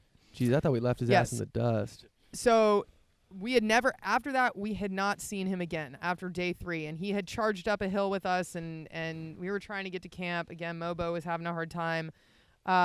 And ran into Gummy Bear at Shelter Cove. And that was an awesome feeling. I will say there is nothing that felt better on the trail when you saw someone after hundreds of miles that even you had talked to for 2 minutes. You might not even have a relationship with this person. You're just like, holy fuck, they might not be a friend. You might not even like them very much. And all of a sudden you run into them and seeing that familiar face and knowing that they've made it there too. It's I can't even express how that felt. There were several hugs on the trail that were I will never forget, just because they brought you up in a moment because you'd had days that felt hard, and it was electric. It was really powerful and meant a lot, and that goes back to just the importance of the relationships and the people that you meet on the trail. So I had run into Gummy Bear, and that felt awesome, and it was super great to see him and catch up. And we didn't even know him as Gummy Bear at this point. No, we didn't. We only knew his first name. He didn't have his trail name yet. So that's always a funny thing. You meet them after they get their trail name. So he had mentioned he was going to attempt the 24-hour challenge alone. And at this point, and I think we were going to touch on this earlier, just about when you travel as a couple versus an individual and the decisions that you need to make, because you're not the only one in that, making that decision. And so Motorboat and I several times had made the decision one of us would hike ahead and we would separate, and take our own time, sleep different places, cowboy camp. And that was, and that was great. And that was actually, I highly recommend that people who are traveling together take those times for themselves and go and do their own thing and have the flexibility to feel like they can do that. So I knew that my brother was not going to be interested in the 24-hour challenge. I just ran into this guy that I hadn't seen in a while, and that was awesome. And I didn't want to do the 24-hour challenge alone, but here he handed me this opportunity on pretty much a platter of, I'm going to attempt this. It's in pretty much the easiest section of the trail. If you want to join, great. If you don't, fine. And immediately I just felt inspired in a way that I hadn't in a while on the trail. And it gave me this opportunity to mix it up with, logging the miles you need to log to stay with the group, but also you're logging miles because you want to get out there and really push yourself. So and we had ditched our tent and our stove at this point so we could cover big miles. So Gummy Bear and I just committed to doing the 24-hour challenge together. We started at 8 p.m. at night. Oftentimes people will start sort of between 6 and 9 p.m., start after eating a dinner, hike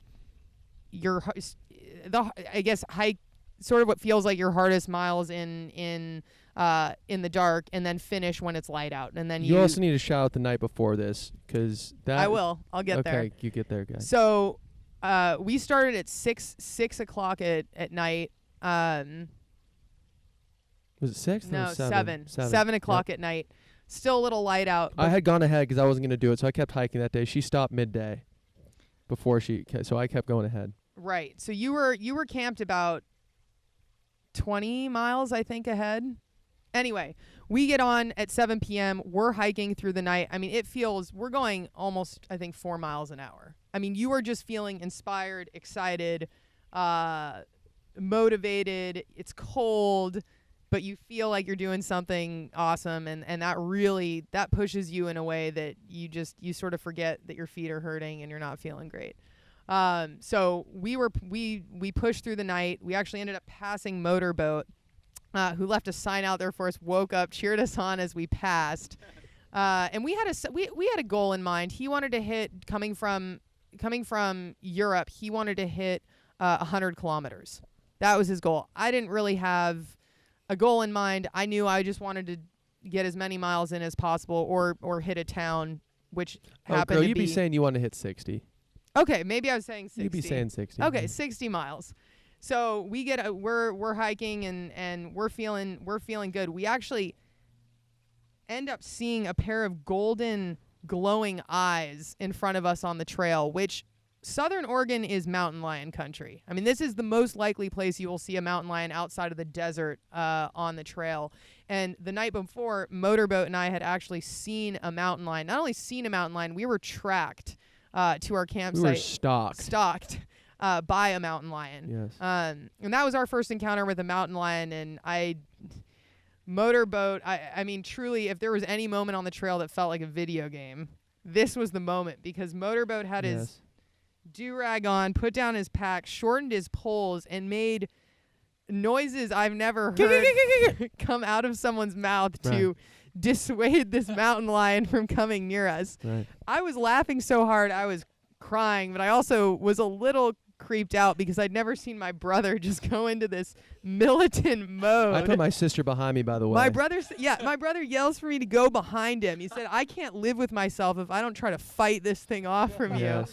I mean, this is truly a moment for us on the trail. It really brought it. We really bonded electric. over this moment.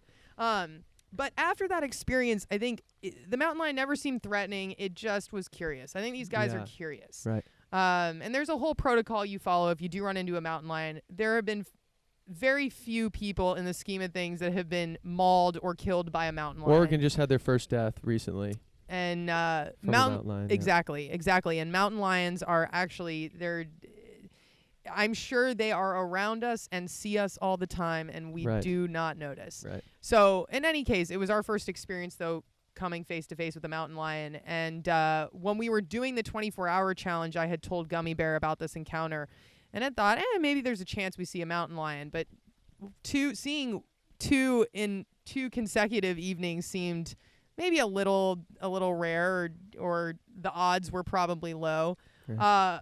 Anyway, as we're hiking, though, at night, we see 2 golden eyes. The same golden eyes, the same height, the same golden eyes that I had seen with my brother the night before. And I went, oh boy, that is a mountain lion. And Gummy Bear goes, maybe it's a deer. The mountain lion turns to the side. And in his Czech accent.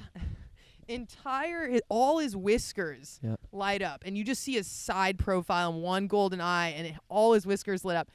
And you just see Gummy Bear goes, that's a cat. Yes, That's a cat. That's a cat. It was great. Gummy actually after having that experience the evening before, we felt very comfortable handling the situation, but it definitely slowed us down. We were much more alert for the next 30 minutes, and the cat wandered off, and we actually didn't see the cat again. But we felt prepared for that moment and felt much more comfortable, and Gummy Bear, in just his very calm demeanor, was very just calm and very comfortable in the situation, and made me feel very comfortable. But that was a real highlight. I mean, encountering that kind of wildlife and seeing those kinds of creatures, which are absolutely stunning, was a really special part of that challenge. It ended up, though, that we finished the 24-hour challenge. We actually did it in just under 22 hours, and we made it 61.3 miles, and through a huge thunderstorm, actually. And it was we ended up meeting a couple other hikers at the end of that challenge that had also had quite an exhilarating day, and had some interesting experiences, and ended up getting Thai food in Sisters, Oregon. But that was a real highlight of the trail. And you know what, it made me realize how awesome it is on the trail when you can just say yes to these sort of experiences that come out of nowhere. I had thought about the 24-hour challenge, but didn't know who I was going to do it with, didn't think I'd be hiking at night solo, and you run into people and they have an idea and you just sort of jump on board. And the trail has so many opportunities like that, and it's just this big place to just say yes a lot. And that's why I think getting too caught up in your plan or getting too caught up on a timeline can really limit your experience out there. Epic. Thanks for sharing that. So I want to get into lessons learned and also kind of reintegration, that aspect of the trail, and also anything you want to get off your chest, because I come into these things like wanting to get shit off my chest. So if you have something you want to say that isn't related to that, go ahead and say it. This is your opportunity. But also, we'd be trying to wrap this shit up, though. So let's also think about that. Let's balance that. So a few things. I'll kick us off here with some of the lessons I think I'll be taking from the trail is adaptation. If you give yourself the opportunity to get used to something, you fucking will, flat out. I and many other people, like the first couple weeks, I was soft. Dude, I got the shit kicked out of me doing 15 miles a day when I wasn't even doing anything. But I just kept doing it. I kept doing it. It took a while. It took like 2,000 miles before I finally felt I was fast. But if you keep at it, you will get used to shit. I remember looking at people like Dirty Jesus, like he didn't have sleep clothes. He was sleeping in his dirty clothes. I'm like, I'm never going to get used to that. There's no way. But I got rid of my sleep clothes to lighten the load. You get used to that. You get used to just walking all day. You get used to you get used to shit. So if you give yourself you get used to being sore. You get used to waking up and being like, okay, let's do this again. Your body will adapt if you give it the opportunity to. Your mind will adapt if you give it the opportunity to. I remember being so sore, hobbling into camp, then waking up the next day and being ready to walk again. The body will adapt. Your mind will adapt. Give it the opportunity to do so, and it will. You don't want to adapt to the wrong shit. Don't adapt to your dog shit job that's preventing you from doing anything cool. But just know that if you give yourself the opportunity, and I know that that's what I'm taking from this, that you will do it. The other thing I learned, if you want help in this world, do big shit. We're all doing big shit out here. We're all trying to finish this 2,600-mile trail, and people would ask us about that. Oh, that's so cool. Like, how'd you blah, blah, blah. Do you need help? Like, there's a woman in Packwood. She just gave us $20. She's like, you guys are hiking. Here's $20. First round's on me. Like, people want to help you when you're doing big shit. So if you want more help, do harder shit, because people are more inspired to help you when you're actually doing real shit instead of help with, some small time stuff. It's like you want the cavalry to come, dude. Tackle big shit. Also, last thing. The extra 20% that I would give during the day, like getting out of camp a little bit early, shortening that break a little bit, eating more quickly, optimizing all these little things, and kind of keeping the pedal to the metal makes the day so much easier. So rather than dragging ass out of camp and being a little bit late behind schedule and then setting yourself for kind of a late night, you kind of keep that pedal to the metal, give that little bit of extra. Like I'm talking about. Instead of a 30-minute break, do 3 20-minute breaks throughout the day. Instead of an hour lunch, do a 40-minute. Like, all these things, all these little things add up to a big thing, and that's something I'm going to take. Like, if you want to do something, give it that little bit of extra. It's that little bit of extra shit makes it. It's easier. I found it was easier to work harder, because then it would make I'd finish hiking sooner. I wouldn't be in last place, feeling like dog shit coming into camp last. Like, go harder, make things easier. So that's kind of what what I'm taking from it. And also related to that, the reintegration process. So far for me, we finished at 26. Most of us finished around there. Me personally, I'm curious what you guys think. Me personally, like I said, I'm doubling down on who I am. I'm actually fine to be back. I want to do shit like this again. For me, this isn't the end. This is the beginning. I want to do another through hike. I want to do more shit like this. CDT 2021. CDT 2021, dude. We're putting a squad together. Yeah. So that's my point. This doesn't feel. I'm not sad to finish this shit, because I will be doing more shit like this. That's the goal. I want to do more shit like this. So it's like, this is the start. I'm jacked in. Like, let's fucking do this. And trail depression after the post trail is a thing. Some people will deal with that. Maybe I will in a month or something. Maybe it'll hit me. It hasn't hit me yet, but I'm feeling good. Okay, lessons, reintegration, thoughts on that. Go. Fire away, people. Well, I guess we might as well just go like that, huh? Sure. Let's go like this. Put him in his seat. Put the mic. So, yeah, whatever he said, Yes. times 10. Right. Because I think every thru hiker that has had time Yes. to walk 2,653.1 miles and have time But to who's counting? think. Point one. Hey, I'm counting. Is it point one? Yeah. Yo, it's point one. You better give me that point one. No bonus miles. No bonus. Right. No. If you think about anything on the trail, you think about your life. And Yes. that goes down to, shameless plug, my PCT documentary is coming up. PCT number 22,000. Yes. Oh, also, please plug Instagram, because he has a lot of good photos, Monk. I don't know if you have some Instagram photos, but please plug when you give this opportunity. So where can people find you, though, too? Like, all that shit. Yeah, okay. Well, Instagram, you can find me on Untitled. Yeah. Untitled hiker, PC. Untitled.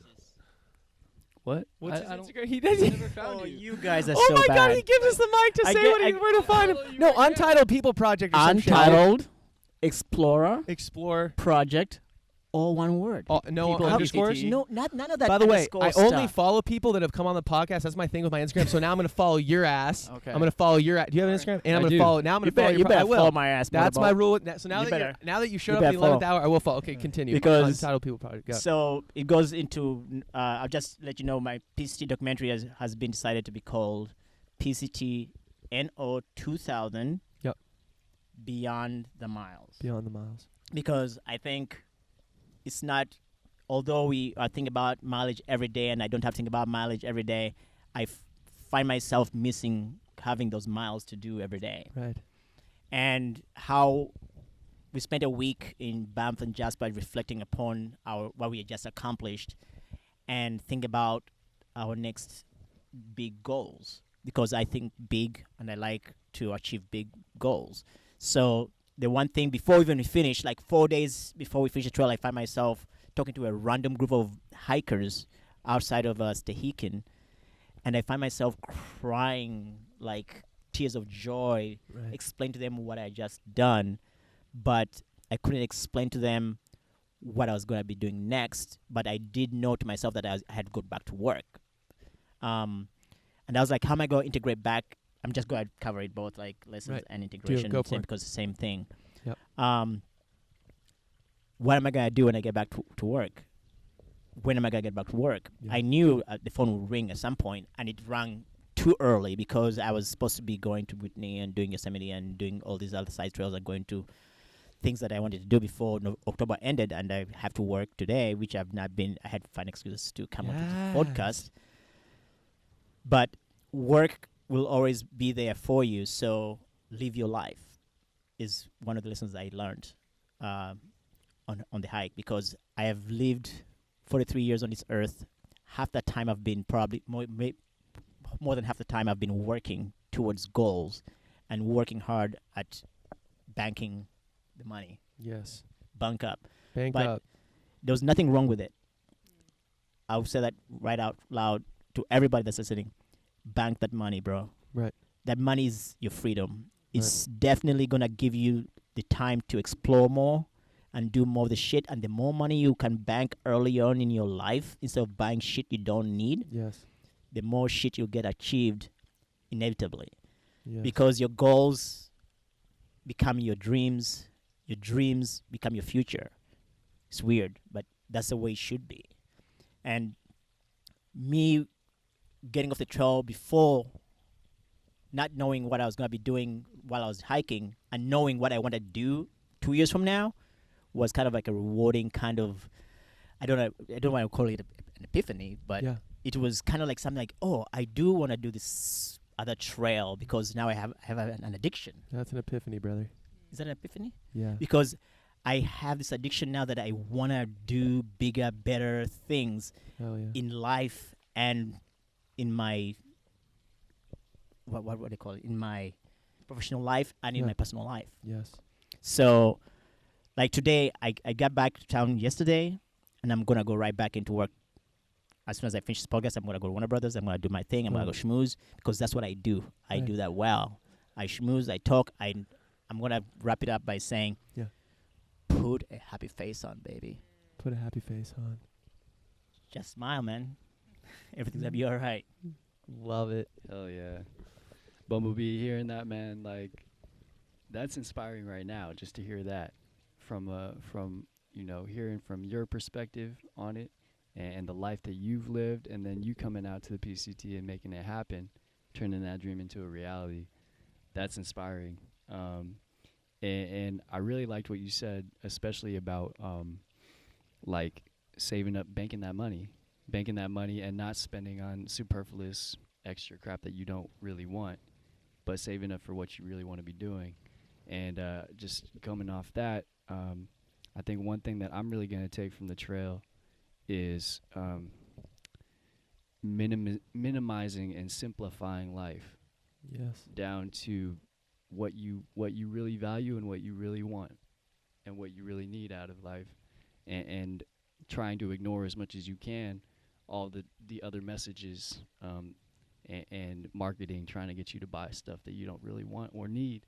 And just so one of the first things I did when I got home, when we're talking about reintegration, was I just cleaned out my closet and threw away a bunch of stuff. I'm like trying to like get rid of all this stuff that I don't really want, because I lived out of a backpack for 4.5 months. Like I lived out of a backpack with like nothing, man. My base weight was like 8-9 pounds by the time I was done. I lived with like 8 pounds of stuff. Like, you know, if I could do that and lived under a tarp, like, and I was completely happy, you know. There were down moments for sure, but like, you know, it was one of the most happiest experiences of my life. And so just taking that idea back home with me of just just focusing on what you really want around you and surrounding yourself with the stuff you actually, the essentials, you know, and that's people too. Love it.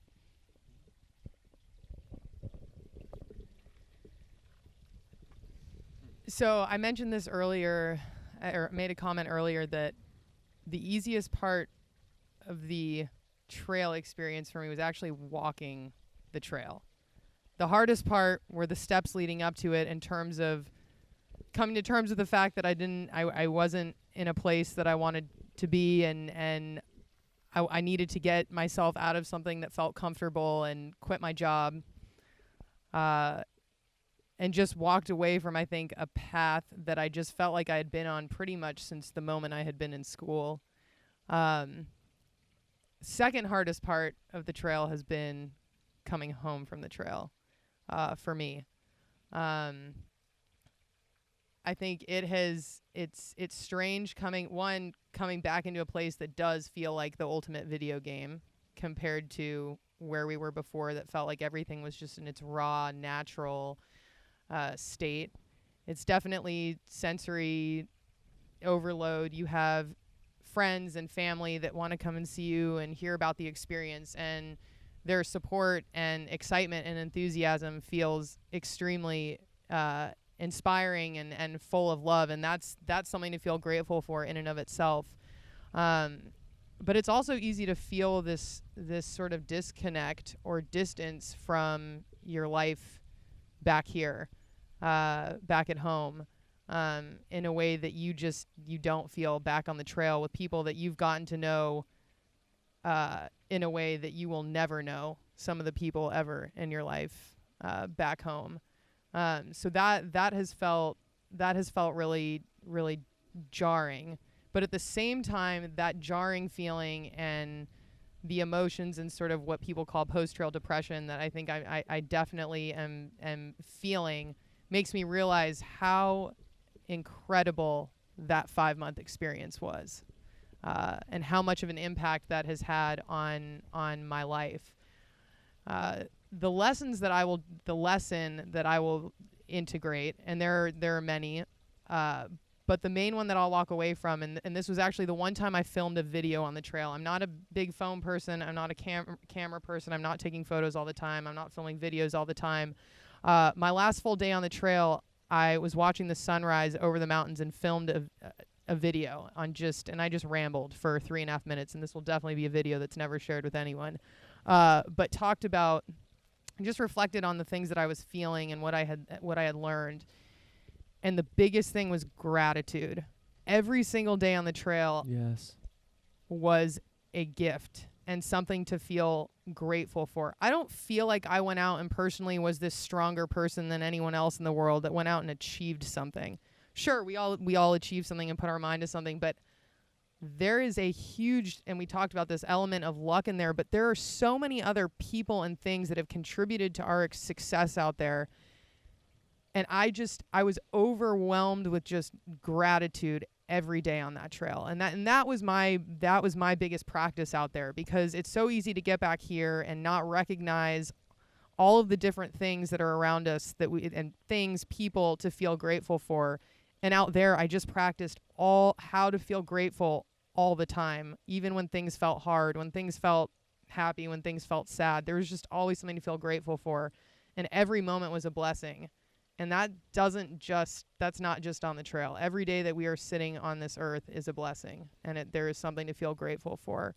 And anytime things feel hard, I will always return to that, or that will be my life practice now, is just returning to those feelings of just gratitude and being humbled by all of the people and nature and elements and animals and energy that just make my life possible and make my life what it is. Epic. Yeah, no.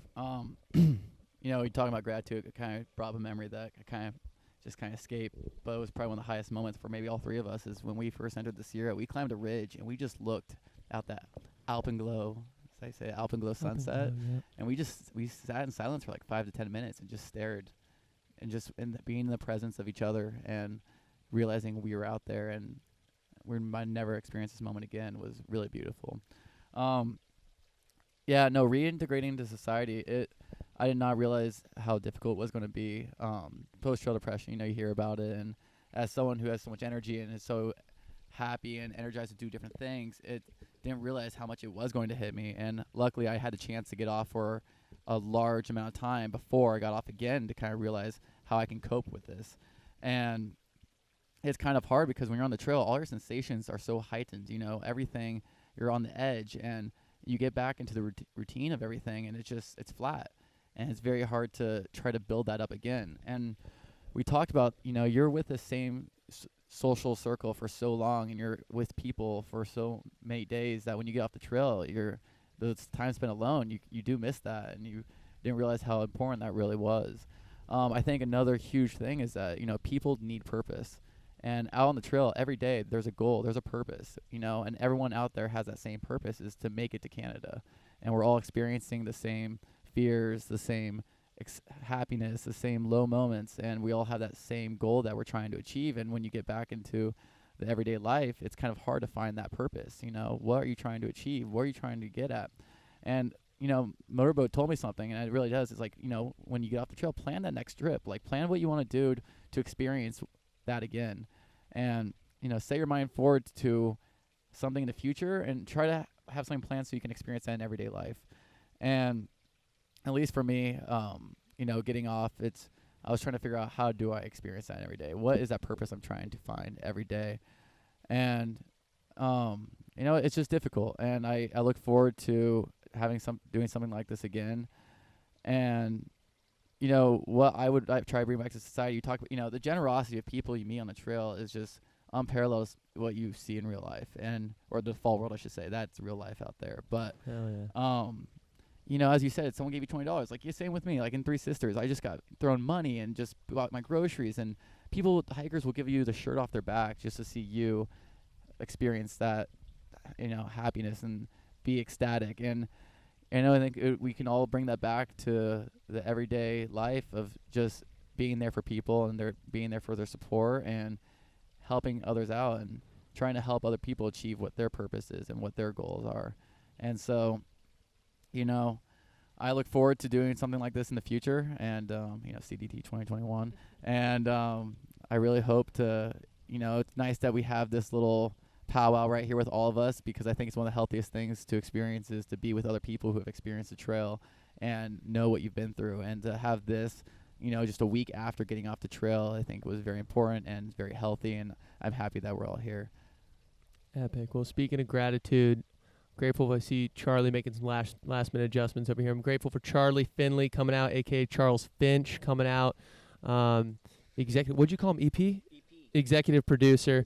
Good to have Charlie on the team. We've got 12 different cameras. This whole thing's gonna be spliced up. It's gonna be epic. Come on, dude. I'm thankful for you, Charlie. Good to have you on the team. Let's get you one last in here. Just be chill. Give the Instagram. I'm very thankful to be here. Thankful to be here. Woo! Okay, thank you, Barley. And I'm serious gratitude for all of you guys right here. The No Gradient audience really appreciates it. This is fucking epic that we got Bumble Bee, the last minute arrival. Dude, You knew you were coming. You just had to make a splash. You put that mic up if you're going to say something to me, dude. You just had to make a splash. You have to make an entry, bro. Yes, I knew that's what is wrong with you. You're always coming, dude. You were never going to not come to this. Jesus. I really appreciate all of you being here. I could pull a Hollywood on him and not show up. You know? Dude, we already got the magic of you, dude. We already got it recorded. But seriously, thank you all for coming and being open about sharing this shit, because I think it's going to be very valuable to other people. Hopefully it convinces them to do the trail. Ooh, I should mention this. The lottery system, it's November you apply in it? So October, I think, is the first one. Okay, so October, November. Ranger has it down. Ranger has it down. Okay, it's November. Literally apply for this shit. This is also I tell people, apply for this shit. And even if you don't do it come summertime, okay, fine. But at least get the permit now in November. It's pretty easy to get it. You don't have to pay. Just get it. But you do need to sign up for it in November before you start in like April, May, whenever you're going to start. But get it now to at least set yourself up to do it. If you don't do that, it makes it harder to do. But at least set yourself up to do it. Thank you, everyone, for tuning in. Also, Instagram's one last time because these guys have some epic photos, and I want to make sure. What's your Instagram, dude? ConnMCC. CONNMCC. CONNMCC. Okay, sweet. Because Christina has dog. Monk, what's yours? Do you have anything that you want to share? My Instagram. Or whatever you want to share. Hit plug. me on the gram. Zane, Zane. He doesn't even remember his real name. It's Monk, dude. Yeah. Instagram handle Z-A-N-E. is Zane to the. So it's ZANETOTHE. Like Kanye to the form. But Oh my God, Zane. That's so Monk. And one last time, Bumble Bee, plug your shit. Yeah. So if you want to go beyond the miles, you have to go to Untitled Explorer Project. All one word. Instagram. No spaces, no underslashes, none of that No stuff. bonus miles. Okay. Right. Untitled. That's the same as being a flipper or skipper if you use one of those. No board die. Right. Yeah, exactly. Untitled Explorer Project, and I'll see you down the line. Beautiful. Thank you all so much for joining. This was fucking epic. If you think about doing the trail, fucking do it. We hope you learned a little bit about it and inspired to do it. Okay. Thanks for coming out, everyone. Dick Lucas signing off, dude. Much love. Boom. Peace mode. Good job, everyone. Good job. I can't believe you just both. Christina, when he came, I thought a dog broke something. No, I thought something broke or something.